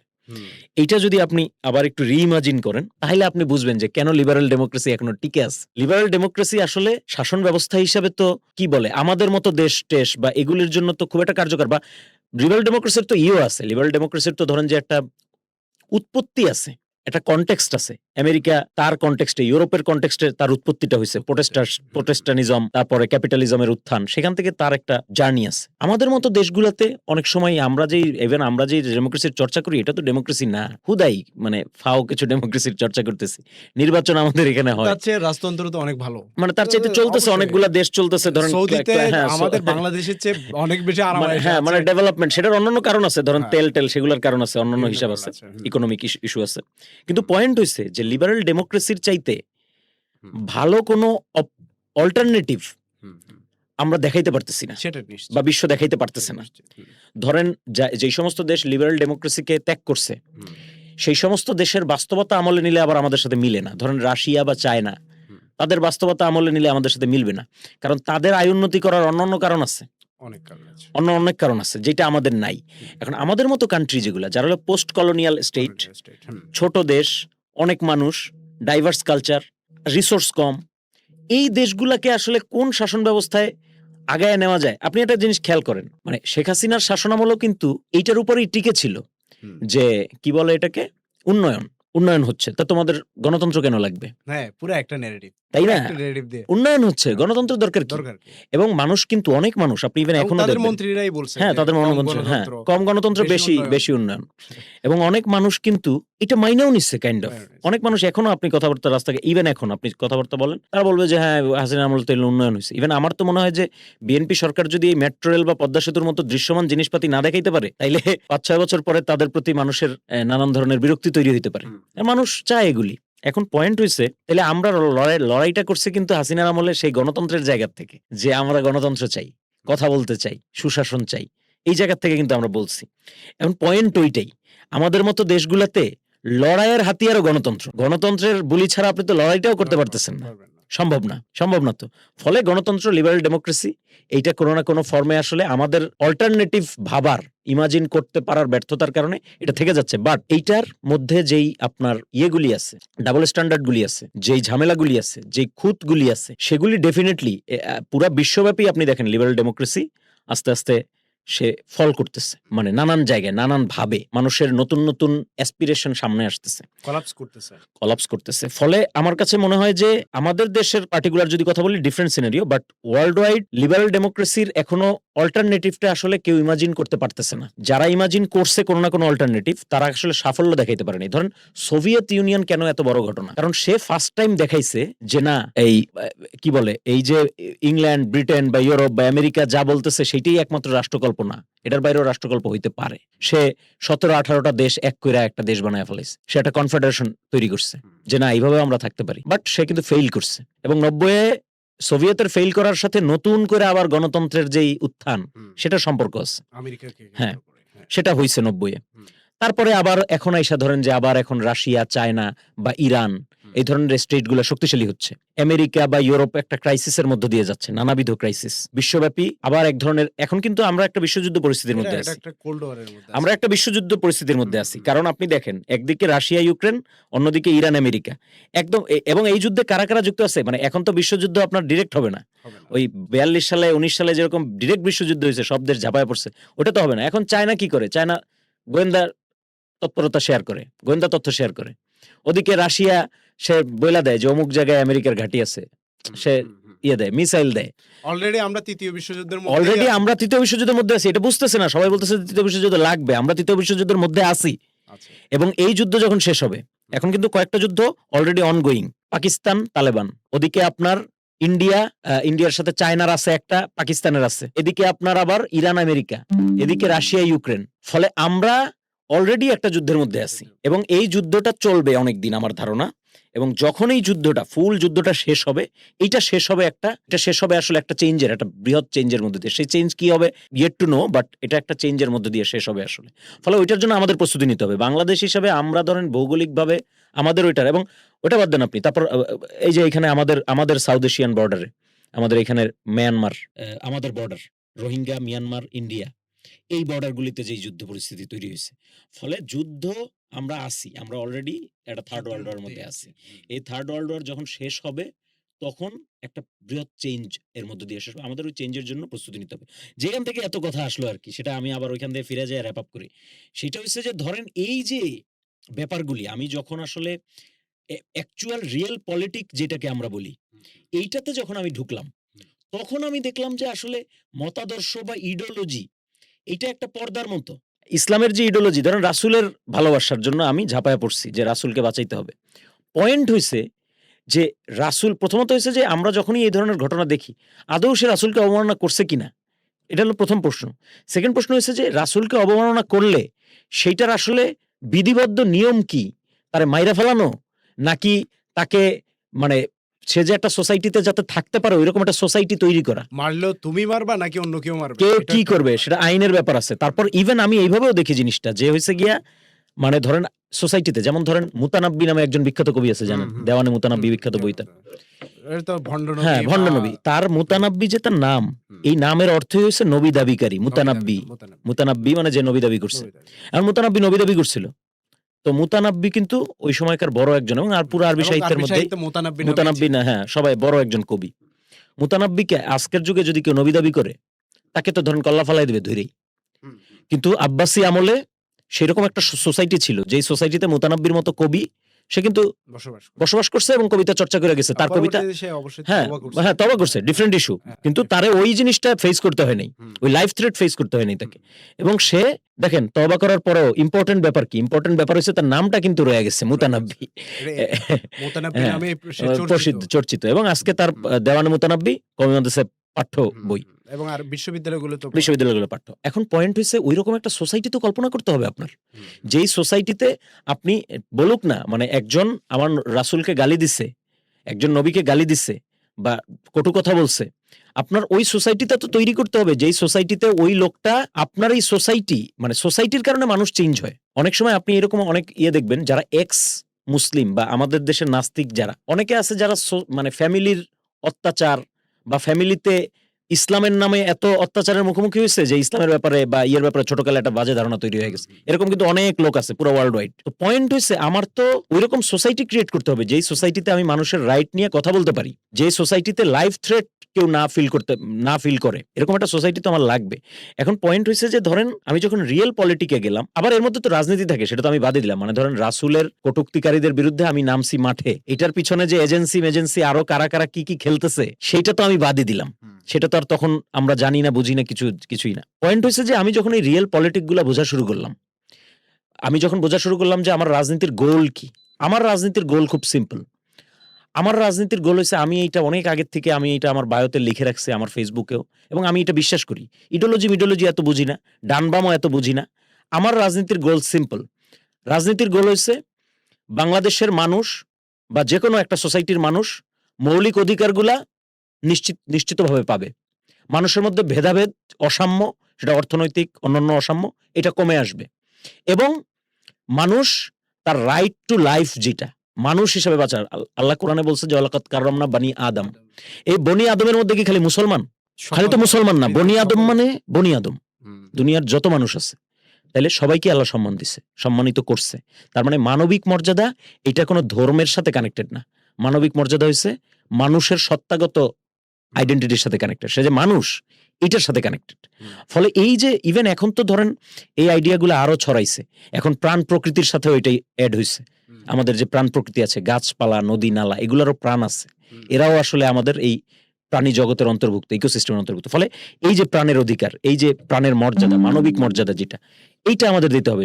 সহজ কথায় আমাদের যেটা আমাদের স্বাধীনতার ঘোষণাপত্র ছিল, সাম্য, মানবিক মর্যাদা, সামাজিক সুবিচার, এইটা হচ্ছে আমার রাজনীতির সিম্পল এজেন্ডা। এখন এটা বামরা করতেছে নাকি এটা ডানরা করতেছে, কারা করতেছে, এটা নিয়ে আমি বদার না, বাট এই জিনিস হচ্ছে আমার রাজনীতির সিম্পল। আকরাম নদভীর মুহাদ্দিসাত এই বইটা অনুবাদের প্রেরণা কোত্থেকে আসে? আচ্ছা, এটা বলি, ইন্টারেস্টিং। এইটা প্রেরণাটা আসছে প্রথমত, আমি তখন হলো গিয়ে নিয়ে কাজ করতেছি, নারীদের নিয়ে, নারীদের শিক্ষা নিয়ে কাজ করতেছি। মানে ধরেন তখন ফেসবুকে এরকম নারী শিক্ষার বিরুদ্ধে অনেক ধরনের প্রপাগান্ডা বা অনেক ধরনের, অনেকে যারা নারী শিক্ষা পছন্দ করে না এরকম বিরুদ্ধে পোস্ট দিচ্ছিল। তো আমি তখন হলো গিয়ে এইটা নিয়ে কিছু পোস্ট দিচ্ছিলাম। আমার ধরেন অ্যাক্টিভিজমের একটা জায়গা হয়েছে নারী।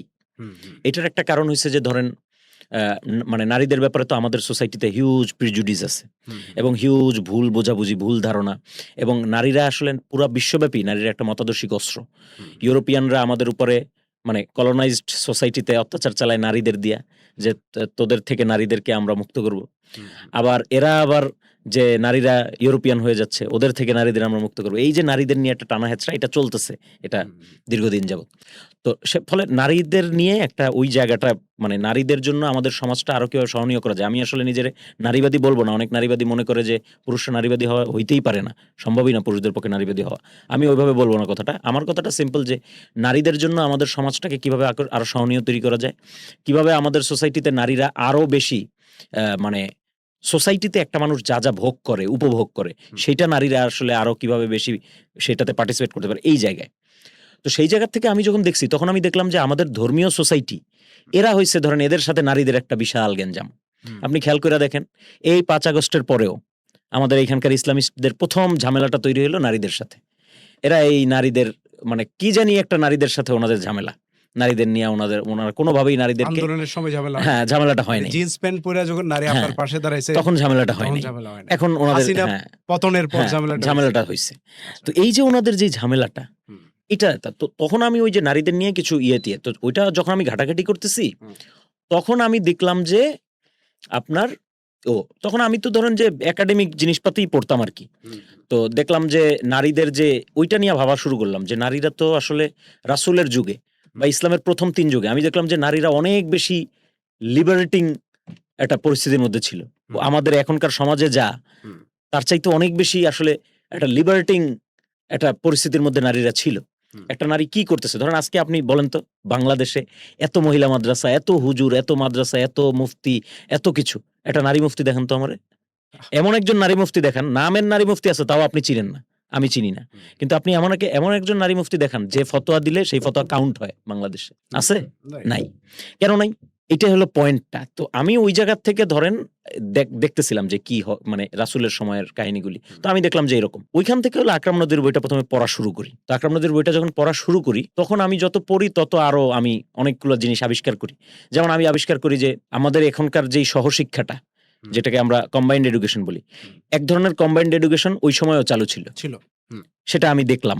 এবং আকরাম নদীর সাথে এটা নিয়ে আমার মসজিদের মধ্যে নারীরা ছিল, মসজিদের মধ্যে আমরা ইসলামের ইতিহাসে এবং হাদিসের মধ্যে সরাসরি আছে যে আপনি রাসূল করিম সাল্লাল্লাহু আলাইহি ওয়াসাল্লামকে নারীরা প্রশ্ন করতেছে মসজিদে, মসজিদের মধ্যে। এটা কোত্থেকে আসে? বাংলাদেশের আধুনিক সমাজে, মুসলিম সমাজে তো কল্পনাই করতে পারে। একদম। এই জিনিসগুলো আমি যখন দেখলাম, তখন আমার কাছে তারপর আরো অনেক জিনিস, যেমন ধরেন যে আমি দেখলাম আকরাম নদীর সাথে এটা নিয়ে আমার কথাও হয়েছে, যে ওইখানকার উনি যখন বাংলাদেশে আসছিল, যে ওই সময় আসলে কিভাবে পড়ানো হইতো, পড়ানোর ইয়েটা কি ছিল। তো তখন আমি দেখলাম যে মেয়েরা মসজিদের মিম্বারে উঠা তারা পুরুষদেরকে পড়াচ্ছে, এরকম ঘটনাগুলি আছে আর কি। তো এই যে আমাদের এইখানে যে নারীদের নিয়ে যে প্রিজুডিস গুলা ছড়ানো হয় বা নারীদের শিক্ষা নিয়ে যে বিশেষত শিক্ষা নিয়ে আমাদের এখানে সবচেয়ে বড় প্রিজুডিস হচ্ছে নারীদের শিক্ষা নিয়ে, যে মেয়েরা এত শিক্ষা করবে কি, এই যে একটা ব্যাপার ক্লাস 5 পর্যন্ত পড়লে enough। অনেক বড় বড় আলেম হ্যাঁ, কিন্তু বলছে, আমি বলছে, নাম হ্যাঁ, নাম না উচ্চারণ বলি, করছি কিন্তু না। বলছে অনেকে যে ক্লাস 5 পর্যন্ত মেয়েদের কাজ কি পড়াশোনা করে, এগুলা বলছে তারা। এখন এই পয়েন্টটাতে আমার কাছে মনে হয়েছে যে আকরাম নদভীর এই ইন্টারভেনশনটা, যদিও আকরাম নদভী তার বইয়ের ভূমিকা, এবং আমিও ভূমিকা স্পষ্ট করছি, আকরাম নদভী তার বইয়ের ভূমিকায় বলছেন যে তিনি এই বইটা আসলে কোনো উইমেন স্টাডিজ বা জেন্ডার স্টাডিজ এর জায়গা থেকে লেখেননি। তিনি বইটা লিখছেন হলো রিজাল স্টাডিজ এর জায়গা থেকে। আপনি নিশ্চয়ই জানেন রিজাল, ইলমুর রিজাল, যেটা রিজাল শাস্ত্র, আসমাউর রিজাল। তো রিজাল শাস্ত্রের, হাদিস শাস্ত্রের যে রিজাল শাস্ত্র, ওই জায়গা থেকে তিনি জিনিসটা লিখছেন, মানে নারী পুরুষের যে একটা হ্যাঁ ওইটার থেকে লিখছেন, জেন্ডার স্টাডিজ এর জায়গা থেকে না। কিন্তু উনি বলছেন যে আমার এই বইয়ের তথ্য উপাত্ত কেউ যদি জেন্ডার স্টাডিজ এর কাজে লাগাইতে চায় লাগাইতে পারে। আমার কাছে পজিটিভ জিনিস কোনটা লাগছে, পজিটিভ জিনিস আমার কাছে লাগছে যে নারীদের যে একটা সমাজে নারীদের ওই, আমি যেই রকম সমাজে নারীদের যে ইয়েটা চাই, মানে আমি সমাজে নারীদের যে আগায় আসাটা চাই, যে অংশগ্রহণটা চাই, যে অধিকারটা চাই, যে প্রতিষ্ঠাটা চাই, আমার কাছে মনে হয়েছে যে আকরাম নদভীর এই কাজটা 43 খণ্ডের যে বিশাল নারীদের যে এইভাবে উনি সামনে আনলেন ইসলামের ইতিহাস থেকে, এতে মুসলিম সোসাইটিগুলিতে নারীদের ব্যাপারে যে দৃষ্টিভঙ্গি তারা লালন করে প্রিজুডিসের কারণে, সেটা চেঞ্জ হওয়ার একটা সম্ভাবনা আছে। ওখান থেকে আসলে আমি কাজটা শুরু করি। পুরো খণ্ড কি পুরাটাই কি আপনি অনুবাদ করেছেন? না না না, এটা যেটা আমি অনুবাদ করছি সেটা হচ্ছে, ওইটা তো হলো গিয়া একেবারে বিস্তারিত ওনাদের জীবন যাপন। আমি যেটা অনুবাদ করছি এটা হচ্ছে আকরাম নদভী এই যে বইটা 43 খণ্ডের, এটা হচ্ছে একটা কোষের মতো, একটা অভিধান কোষের মতো। এই 43 খণ্ডের বইয়ে ওনার আসলে মূল ফাইন্ডিংস গুলা কি, উনি আসলে এই যে 43 খণ্ডে প্রায় 10,000 মুহাদ্দিসের জীবন ঘাটলেন, ঘাইটা পাইলেন কি, আসলে মূল তথ্যগুলা কি কি পাইলেন, ওইটা উনি একটা বইয়ে আলাদাভাবে নথিবদ্ধ করছেন। আচ্ছা, জিস্ট 300 পেজের, 350 পেজের খোলাসা। এইটা হইছে বেসিক্যালি এই আল মুহাদ্দিসাত। এইটাই আমি আপনি ওইটাই অনুবাদ করছেন। আচ্ছা আচ্ছা। তুহিন ভাই, আমরা জানি হচ্ছে 5 আগস্টের পর আপনি এনসিপি তে যুক্ত হয়েছিলেন।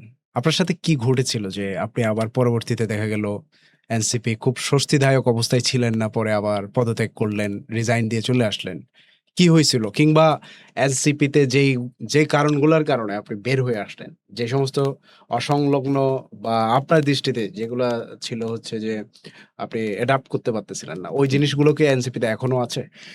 আচ্ছা, আমি বলি 5 আগস্টের পরে আসলে আমার এমনিতে পার্সোনালি সেভাবে প্রত্যক্ষ রাজনীতি করার ইচ্ছা ছিল না। বাট আমার কাছে একটা পর্যায়ে মনে হলো যে এই অভ্যুত্থানটা তো আমরা করছি, মানে আমি একটা ওনারশিপ ফিল করতেছিলাম অভ্যুত্থানের, যে অভ্যুত্থানটা তো আমরা করছি।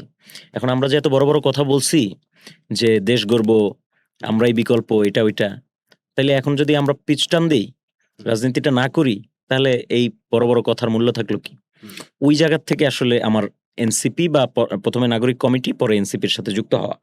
এবং আমি দেখলাম যে এখানে আমাদের যারা একসাথে দীর্ঘদিন কাজ করছি, অ্যাক্টিভিজম করছি, এরকম বড় একটা অংশ আছে, তরুণদের একটা সম্মিলন ঘটতেছে, নানান দলমতের তরুণ একটা প্ল্যাটফর্মে আইসা একটা জায়গায় কাজ করার মতো একটা হিম্মত অন্তত অর্জন করতে পারছে।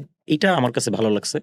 ফলে আমি এখন এনসিপির একটা পলিটিক্যাল পার্টির কালচারাল তো অনেক ধরনের, মানে কালচারে তো অনেক ধরনের সমস্যা থাকে। আমাদের এখানে তো পলিটিক্যাল পার্টি তৈরি করা অনেক কঠিন, এবং এনসিপি যেই ধরনের পার্টি হইতে চাইছে সেই জায়গা থেকে আরো কঠিন। আমার কাছে এনসিপির কয়েকটা ব্যাপার মনে হয়, যেগুলি আমি ধরেন আমার ওই পদত্যাগ পত্রের মধ্যেও লিখছি, আবার আমার নিজের পার্সোনালও এই জিনিসগুলো হয়তো কাজ করছে আমার ক্ষেত্রে। প্রথমত আমি কিছু ব্যাপার বলবো যেগুলো হচ্ছে গিয়ে মানে ধরেন পরোক্ষ কারণ আর কি, আর প্রত্যক্ষ কারণ আর কিছু আছে, সেটা আমি পরে বলতেছি। পরোক্ষ কারণগুলোর মধ্যে প্রথম কারণ হচ্ছে এনসিপি কি হইতে চায় এটা তার কাছে স্পষ্ট ছিল না কখনোই, এখনো নাই সম্ভবত, আমি জানি না আছে কিনা, বাট নাই। এখন আপনি কি হইতে চান এটা যদি আপনার কাছে স্পষ্ট না থাকে, তাহলে এটা দিয়ে রাজনীতিটা করা মুশকিল। এটা দিয়ে রাজনীতিটা করা যাবে একেবারে ট্র্যাডিশনাল স্টাইলে, ওই যে আওয়ামী লীগ বিএনপি, ওই স্টাইলে রাজনীতিটা করা যাবে। তো এনসিপি কি হইতে চায়, কেন বলতেছি এই কথাটা যে ক্লিয়ার ছিল না তার কাছে, সম্ভবত বিএনপিরও এরকম হজবরল অবস্থা না। হ্যাঁ, বিএনপি তাদেরও তো একটা অ্যাম্বিশন আছে, কিন্তু তারপরও বিএনপি কেন হলো গিয়ে এখন আর অতটা মনে হয় না। কারণ দেখেন, বিএনপি কিছু কিছু জায়গায় ইনভেনশন করছে। বিএনপি এমন একটা দল বাংলাদেশ হওয়ার একেবারে ইমিডিয়েট পরে পরে তৈরি হয়েছে। আওয়ামী বিরোধী যে রাজনীতিটা, এটাকে তারা ভালোভাবে গ্র্যাব করতে পারছে, মধ্য ডানপন্থী গ্র্যাব করতে পারছে। বাংলাদেশি জাতীয়তাবাদ নামে একটা জিনিস তারা যেমনই লামসাম হোক এটা হাজির করতে পারছে, এবং জিয়াউর রহমানের ক্যারিজম্যাটিক লিডারশিপের কারণে কিছু দফা কর্মসূচি তারা হাজির করতে পারছে। যেই কারণে আপনি দেখবেন বাংলাদেশে যখনই কোনো ক্রাইসিস মোমেন্ট হয়, বিশাল একটা ক্রাইসিস, 2 গ্রুপ মুখোমুখি দাঁড়ানো, তখন বাংলাদেশের মানুষ বিএনপির ডেকে আনে সালিশ হিসাবে যে অগ্রণা তোমরা থাকো। তো বিএনপি ওই জায়গাটা তৈরি করতে পারছে। এখন এনসিপির তো ওই জায়গাটাও নাই, কারণ বিএনপি তো অলরেডি আছে, পরীক্ষিত বিএনপি তো হ্যাঁ, পরীক্ষিত। তো এনসিপি তো আর বিএনপি হইতে পারবে না। যাই হোক, হ্যাঁ, সেখান থেকে তো ধরেন কেন বলতেছে এই কথাটা যে তাদের কি হবে তারা এটা পরিষ্কার না। ধরেন অনেকগুলি কথা আমরা শুনছি, ধরেন রাষ্ট্রের সভ্যতাগত রূপান্তর, তারপরে দায় ও দরদের রাজনীতি বা নয়া বন্দোবস্ত, এগুলি বহুল প্রচলিত কিছু শব্দ। পয়েন্ট হয়েছে এগুলোর অর্থ কি? ধরেন নয়া বন্দোবস্ত কি? নয়া বন্দোবস্ত আমাদের অভ্যুত্থানের কোন নেতা বলছে এটাকে, এটা যে কি নয়া বন্দোবস্তটা কি এটা সংজ্ঞায়ন করছে? সরোয়ার ভাই পারেন নাই। আমি হ্যাঁ, আপনার আগে কিন্তু উনি হ্যাঁ, আসছিলেন, তো এটা কিন্তু immediate আগে না, হ্যাঁ, কিছুদিন আগে। ইভেন আসিফ মাহমুদ সজীব ভুঁইয়া, ওনার একটা আমার মনে পড়ে, এই নির্বাচনের আগে সমকালে নিউজ হয়েছিল, ওনার একটা বক্তব্যে উনি বলতেছিলেন যে নয়া বন্দোবস্ত কি আমরা জানি না। তো আসলে তো ঘটনাটা তাই। দায় ও দরদের রাজনীতি, দায় ও দরদের রাজনীতি বললে বোঝা যায় যে ঠিক আছে, রাষ্ট্রের প্রতি আমার কিছু দায় আছে, আবার দরদের একটা জায়গা আছে, সিম্প্যাথি এমপ্যাথির একটা ব্যাপার আছে, আবার রেসপন্সিবিলিটির একটা ব্যাপার আছে। অর্থাৎ রাষ্ট্রের নাগরিক হিসাবে রাষ্ট্র আমার প্রতি কিছু কর্তব্য পালন করবে, আমি রাষ্ট্রের প্রতি কিছু কর্তব্য পালন করব, রাষ্ট্র আমাকে দরদের চোখে দেখবে, আমি রাষ্ট্রকে দরদের চোখে দেখব, নাগরিকরা পরস্পরকে দরদের চোখে দেখবে। এটা বোঝা যায়, এটার কোনো লিটারেচারও তো কিন্তু এটার কোনো লিটারেচার নাই, ওভাবে সংজ্ঞায়িত হয় না। তারপরে আপনার ধরা যাক যে আরো যা যা আছে। এখন এটা একটা ব্যাপার, এনসিপি কি হইতে চায় এটা নিয়ে এনসিপি স্পষ্ট ছিল না, এবং এটা আমার একেবারে আমার কোর কর্মী যারা, একটা তো আছে যে আমার কর্মী বাড়বে পরে, 100 হবে, 200 হবে, 5000, 10,000, যত মানে হ্যাঁ, যত ছিল আর কি। কিন্তু একেবারে কোর যারা, ধরুন 50 জন নাগরিক কমিটি করলো যারা, 50 জন, তো কোর। এই কোরের মধ্যেই এই জিনিসটা স্পষ্ট ছিল না যে আসলে কি করব আমরা।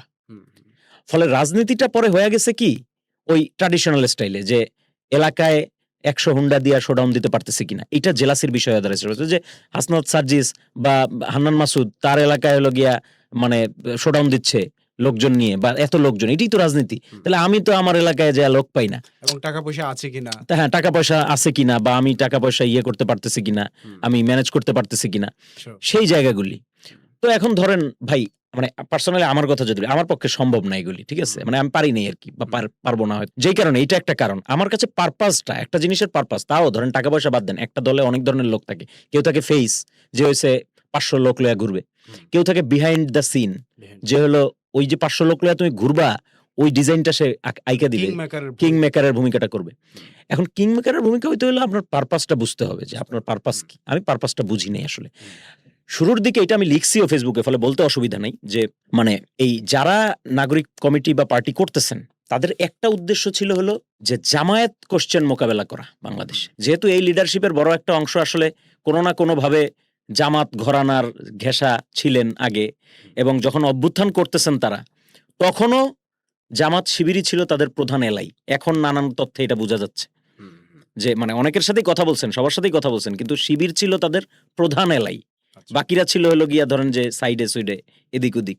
কিন্তু শিবিরকে তারা এমন গুরুত্বপূর্ণ অনেক দায়িত্ব দিচ্ছেন যেটা অন্য অনেককে দেন নাই। কেন দেন নাই এটা তারাই জানেন, এটা আমি বলতে পারবো না। এখন পয়েন্ট হয়েছে, পরবর্তীতে আবার তারা এগুলো আবার অস্বীকার করছেন, সেটা অন্য ডিবেট, ওই ডিবেটে আমি যাব না। তো পয়েন্ট হয়েছে যে এই যে জামাত কোশ্চেনটা, এইটা অনেকে মোকাবেলা করতে চাইছেন, যে বাংলাদেশে তো ধরেন যে বাংলাদেশে ডানপন্থা বা ডানপন্থী বা ওই ধরনের বিশ্বাস লালন করে, ওই ধরনের কালচার, এগুলো থাকবেই, এটা মুসলিম প্রধান দেশ। পয়েন্ট হয়েছে একটা প্রোগ্রেসিভ ডানপন্থী দল কিভাবে তৈরি করা যায়, এই জায়গাটাতে শুরুর দিকে এই অভ্যুত্থানের লিডাররা চিন্তা করছেন, এবং তারা চিন্তা করছেন যে তুরস্কের একে পার্টির মতো, লেখালেখি হয়েছে ভারতের আম আদমি পার্টির মতো, হ্যাঁ, যে একটা প্রোগ্রেসিভ ডানপন্থী বাংলাদেশের কালচারের সাথে মিলায়। এবং সেটা হইলে হবে কি, সেটা হইলে যেটা হবে যে মালয়েশিয়ান মডেল, হ্যাঁ, মালয়েশিয়ান মডেল, এগুলি, সেটা হইলে হবে যে জামাতের যে কার্স, এই যে অভিশপ্ত একটা রাজনীতি চলতেছে জামাতের দীর্ঘদিন, এই জামাতটা বন্ধ হয়ে যাবে। জামাত বন্ধ হয়ে গেলে আমার পার্টি আসলে একটা প্রোগ্রেসিভ জামাত আকারে হাজির হবে, যে জামাতটা আগের জামাত না, যে জামাতের মুক্তিযুদ্ধের ব্যাগেজ নেই, এরদোগানের একটা ভাইব আমি দিব। এখন এটা ঠিক আছে, এটা তারা বলছেন, কিন্তু আমার কাছে অভ্যুত্থান পরবর্তী পরিস্থিতিতে নানা কারণে এটাকে ইমপ্র্যাকটিক্যাল মনে হয়েছে, অবাস্তবিক মনে হয়েছে আমার কাছে। এটা আমি লিখছিও কি কি কারণে আমার কাছে অবাস্তবিক মনে হয়েছে, সেই ডিটেইল আলাপে আমি যাব না, কিন্তু আমার কাছে অবাস্তবিক মনে হয়েছে। আমার কাছে মনে হয়েছে যে এই আইডিয়াটা আসলে বাংলাদেশের বর্তমান যে পরিস্থিতি, এবং সেটা আমি যে অবাস্তবিক মনে করছি সেটার ফলাফলও পাওয়া গেছে হাতে নাতে, এবং ওই ফলাফল পাওয়ার পরেই আমি আসলে রিজাইন করি ইয়ের থেকে, এই এনসিপি থেকে। সেটা হলো ডাকসু নির্বাচন, ডাকসু না শুধু, মানে পুরা সবগুলা ছাত্র সংসদ নির্বাচন।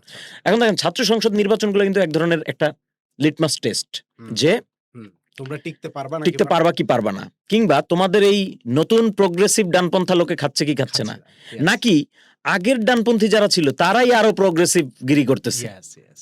তো আমি কি দেখছি, আমি দেখছি যে ঢাকা ভার্সিটিতে সাদিক কায়েম মেয়েদের সাথে ঘোরাফেরা করতেছে। তো সাদিক কায়েম সে তার ওই ইসলামপন্থী রাজনীতি মনে তার যাই থাকুক, সে একটা লিবারাল এখানে ভরং ধইরা, সে কিন্তু সে আরো তার চাইতে বড় প্রোগ্রেসিভ, মানে এনসিপি এর চাইতে সে বড় প্রোগ্রেসিভ করছে, সে যেভাবেই হোক সেটা দৃশ্য করছে, হ্যাঁ জুমা টুমা ওদেরকে নিয়ে আইসা করছে।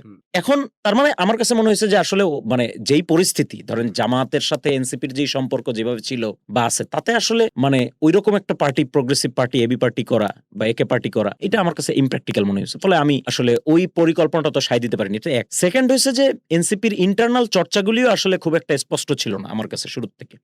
মানে ইন্টারনাল চর্চাগুলির মধ্যে ধরেন গণতান্ত্রিক একটা ব্যাপার আছে, মানে এগুলা মুখে মুখে আমরা গণতন্ত্রের কথা অনেকে বলি, কিন্তু আসলে গণতান্ত্রিক চর্চা কতটুকু থাকে না থাকে ওটা একটা ব্যাপার।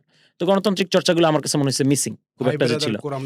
হ্যাঁ, মানে এখানে একটা কোরআনবাজির ব্যাপার থাকে সব সময় আর কি, কোরআনবাজির ব্যাপার ছিল, এবং মানে দীর্ঘদিন পর্যন্ত আমি এইটা বুঝিই নাই যে মানে রাজনীতিটা আসলে তখনই শুরু হবে আপনার যখন আপনি হেয়ার রোডে পদার্পণ করবেন, তার আগ পর্যন্ত রাজনীতি হয় না। আমি তো দীর্ঘদিন পর্যন্ত টিএসসি তে ঘুরে ফিরি, পরে যে এক পর্যায়ে বুঝলাম যে টিএসসি তে ঘুরে ফিরে আসলে হইতাছে না জিনিসটা। তো এগুলি আসলে আমারই ভাই ব্রাদার, মানে সব তো আর মানে কি বলবো আর কি, কিন্তু এগুলি আর কি। তো ধরেন সেইটাও হয়তো বা ওইভাবে আমরা ইয়ে করতে পারিনি। ইভেন আমার কাছে আমার মনে আছে খুব ইন্টারেস্টিং যে কোনো একভাবে এক সময় গুজব ছড়ায় পড়লো যে আমি কোনো এক ছাত্র উপদেষ্টার পিএস হয়েছি। এটা একটা গুজব ছড়ায় পড়ছে। গুজব ছড়ানোর পরে তো আমি দেখলাম অনেকে আমার সাথে যোগাযোগ করতেছে। আমি হ্যাঁ, সুযোগ সুবিধা এটা ওইটা। তো আমি মনে মনে ভাবলাম যে শালা মানে কি মানে রাজনীতিটা কিভাবে হয় এখানে আমাদের। তো এইটাই আর কি। তো এটা একটা ব্যাপার যে রাজনীতিটা আসলে যেভাবে হওয়া, আমরা যেভাবে ভাবছিলাম যে রাজনীতিটা একটা বটম আপ অ্যাপ্রোচে হবে, বা রাজনীতিটার মধ্যে একটা ফেয়ারনেস থাকবে, চিন্তাগত ফেয়ারনেস থাকবে, কর্মসূচিগত ফেয়ারনেস থাকবে। ধরুন আমাদের কর্মসূচি কি? আমরা বলতেছি যে কি সংবিধান বাতিল চাচ্ছি। আমরা কি এটা আমরা যেদিন সংবিধান বাতিল চাইছি সেদিনই তো আমি মনে করি আমাদের রাজনীতি শেষ হয়ে গেছে। কারণ আমরা তো সে জিনিস অ্যাচিভ করতে পারিনি। আপনি যখন রাজনীতিতে আপনি যা অ্যাচিভেবল না সেই রকম গোল সেট করেন, তখন তো আপনার রাজনীতির প্রতি মানুষের আস্থা চলে যায়। কারণ আমি বলছি যে আমি সংবিধান বাতিল করে দিব, পারি নাই তো, তাহলে আমার এটা রাজনৈতিক ফেলিওর না? তাহলে আমার তো রাজনৈতিক গোলটা সেভাবে ধাপে ধাপে তৈরি করা দরকার ছিল। আপনি নাগরিক কমিটিকে রাখতে পারতেন হলো সংবিধান বাতিল টাতিল এই সমস্ত ইস্যুতে। এনসিপি যখন পলিটিক্যাল পার্টি, তখন তার পলিটিক্যাল আচরণ করা দরকার ছিল, দেন বিপ্লবী আচরণ। আপনি এখন পলিটিক্যাল পার্টি, বিপ্লবী আচরণ করার জন্য আপনি আরো অন্য আপনার সাইড আমি তো বরঞ্চ দেখেছি আপনার জাতীয় নাগরিক পার্টি যখন করছে তখনই মানুষ থেকে তারা বিচ্ছিন্ন হওয়া শুরু করছে। হ্যাঁ, বৈষম্যতে যখন ছিল তখন পর্যন্ত ইয়ে ছিল, কিন্তু যখন তারা নাগরিক পার্টি গুলো তখন থেকে এনগেজমেন্টটা কমে গেছে। এখন দেখেন এটার একটা আরেকটা বড় কারণ হচ্ছে যে ধরেন আমাদের এইখানকার যে এস্টাবলিশমেন্ট, আমাদের এইখানকার যে পলিটিক্যাল পার্টি পুরান বন্দোবস্ত, কোট আনকোট পুরান বন্দোবস্ত, এবং সেখানে সবাই, অনেকে শুধু বিএনপির কথা বলে, জামাতের কথা বলে না। জামাত এখানে বড় ভূমিকা প্লে করছে। আপনি ছাত্র উপদেষ্টারা যে দুর্নীতিবাজ, এই জিনিস এখন বললে অনেকে খেপা যায়, কিন্তু এই জিনিস প্রতিষ্ঠা করছে কারা? জামাতের অ্যাক্টিভিস্টরা প্রতিষ্ঠা করছে। যখন জামাতের সাথে ক্রেডিটের লড়াই চলতেছিল এনসিপির ছাত্র নেতাদের, তখন এই যে আসিফ মাহমুদ দুর্নীতিবাজ, নাহিদ ইসলাম দুর্নীতিবাজ, এগুলো জামাতের অ্যাক্টিভিস্টরা প্রতিষ্ঠা করছে। মাহফুজ আলমকে আজকে মাহফুজ আলমের পক্ষে অনেকে কথা বলে, মাহফুজ আলমকে সবচেয়ে বেশি হেনস্থা অপদস্থ করছে এই এরা। তো ধরেন এখানে সবাই, এখানে শুধু বিএনপির কথা যে বলে লোকজন, বিএনপির কথা বলে লাভ নাই, পুরান বন্দোবস্তটা মিলেই। আর আমি তো মনে করি যে এখন এনসিপি এবং জামাত, মানে প্রতিযোগিতাটা বিএনপি বা আওয়ামী লীগের সাথে না, প্রতিযোগিতাটা হচ্ছে জামাত এবং এনসিপির মধ্যে। এনসিপি যদি বড় হয় জামাত নাই হবে, জামাত যদি বড় হয় এনসিপি দাঁড়াইতে পারবে না। এইটা হচ্ছে এখন ইকুয়েশন, ডিসেন্ট ন্যারেটিভ। যাই হোক, এখন সবাই মিলে তুহিন ভাইয়ের দলে যোগদান করেন না, এটা হচ্ছে এখন আমরা এটা সিম্পল ইকুয়েশন। আমি মনে করি যে যদি জামাত বড় হয় তাহলে এনসিপি দাঁড়াইতে পারবে না। মানে এনসিপি জামাত কোএক্সিস্টেন্স সম্ভব না। কারণ আপনি দেখেন এনসিপি জামাতের মতাদর্শিক মানে ফ্রেমওয়ার্ক, তারপর সাপোর্ট বেজ, ভোট বেজ সব এক হয়ে গেছে। NCP different. আমাদের 5 আগস্টের পরে দরকার ছিল কি? এই যে ডিফারেন্ট যেই ভোট ব্যাংকটা আওয়ামী লীগ ফালায় রাইখা গেছে, এইটাকে কিভাবে একটা সিস্টেমের মধ্যে, এইটা আমাদের দরকার ছিল, এটা আমরা পারি নাই, ফেল করছি। ইতিহাস কখনো ক্ষমা করে না। আজকে অনেক, আমি আপনাকে লাস্ট বইলা যাই একটা কথা, আজকে আমরা অনেক আলাপ করতেছি আওয়ামী লীগ, মিনিটের মধ্যে শেষ হ্যাঁ করুন। আওয়ামী লীগ ফিরে আসবে কি আসবে না, আওয়ামী লীগ কি করবে, আওয়ামী লীগ ইত্যাদি ইত্যাদি, জুলাই ব্যর্থ হইলো কিনা, আমি এই সমস্ত আলাপ এগুলো মানে বোগাস আলাপ। জুলাই হয়ে গেছে, এটা ব্যর্থতা সফলতার কিছু নাই। পয়েন্ট হইছে জুলাই পরবর্তী দেশ গঠন সফল হইলো কি ব্যর্থ হইলো, এটা হচ্ছে পয়েন্ট। আমরা দেখতেছি জুলাই পরবর্তী দেশ গঠনে আওয়ামী লীগের যে পদচিহ্ন, সেখান থেকে আমরা খুব বেশি সামনে যাইতে পারিনি। এখন আপনি দেখেন জামাত কেন ফিরে আসতে পারলো বাংলাদেশের রাজনীতিতে ৭১-এর মতো বড় ঘটনার পরে? কারণ হইছে জামাতের কোনো মানে জামাতের যে অল্টারনেটিভ ভোট ব্যাংকটা, জামাতের যে ভোট ব্যাংকটা, এটাকে কেউ আর ইয়ে করতে পারেনি, নিতে পারেনি। আওয়ামী লীগ সেটা পারেনি, আওয়ামী লীগ দেশ গড়তে পারেনি, যে কারণে জামাত অটো আইসা পড়ছে। এখন জুলাইয়ের মতো অভ্যুত্থানের পরে আমরা যদি দেশ গড়তে না পারি, তাইলে আওয়ামী লীগ বলেন, অন্য কোনো ফোর্স বলেন, এটা অটোমেটিক, এটা কারো আনার ব্যাপার না, এটা আপনার আমার ব্যাপার না, এটা ব্যর্থতার ব্যাপার, এটা ইতিহাসের অনিবার্যতার ব্যাপার। আমরা যদি ব্যর্থ হই তারা সফল। তাহলে তারা সফল হবে। তো আমরা এখন পর্যন্ত আমাদের এই যে দেশের যেই পরিস্থিতি, আমাদের এখন উচিত আমরা কিভাবে সফল হই সেই জায়গাটায়, যদি যাদের মস্তিষ্ক আছে, বিবেক আছে, তারা যদি এটা বুঝে সেই অনুযায়ী অ্যাক্ট করে, তাইলে আমাদের দেশের জন্য বেটার। আমরা চাই সবাই বুঝুক এবং আপনার সমাজদারি আলোচনাটা সবাই একটু উপলব্ধি করবার চেষ্টা করুক। অবশ্যই ঢাকা ডায়েরি পডকাস্টের তরফ থেকে তুহিন ভাইকে অশেষ ধন্যবাদ এবং ভালোবাসা জ্ঞাপন করছি। থ্যাংক ইউ, আপনাদের সবাইকে ধন্যবাদ।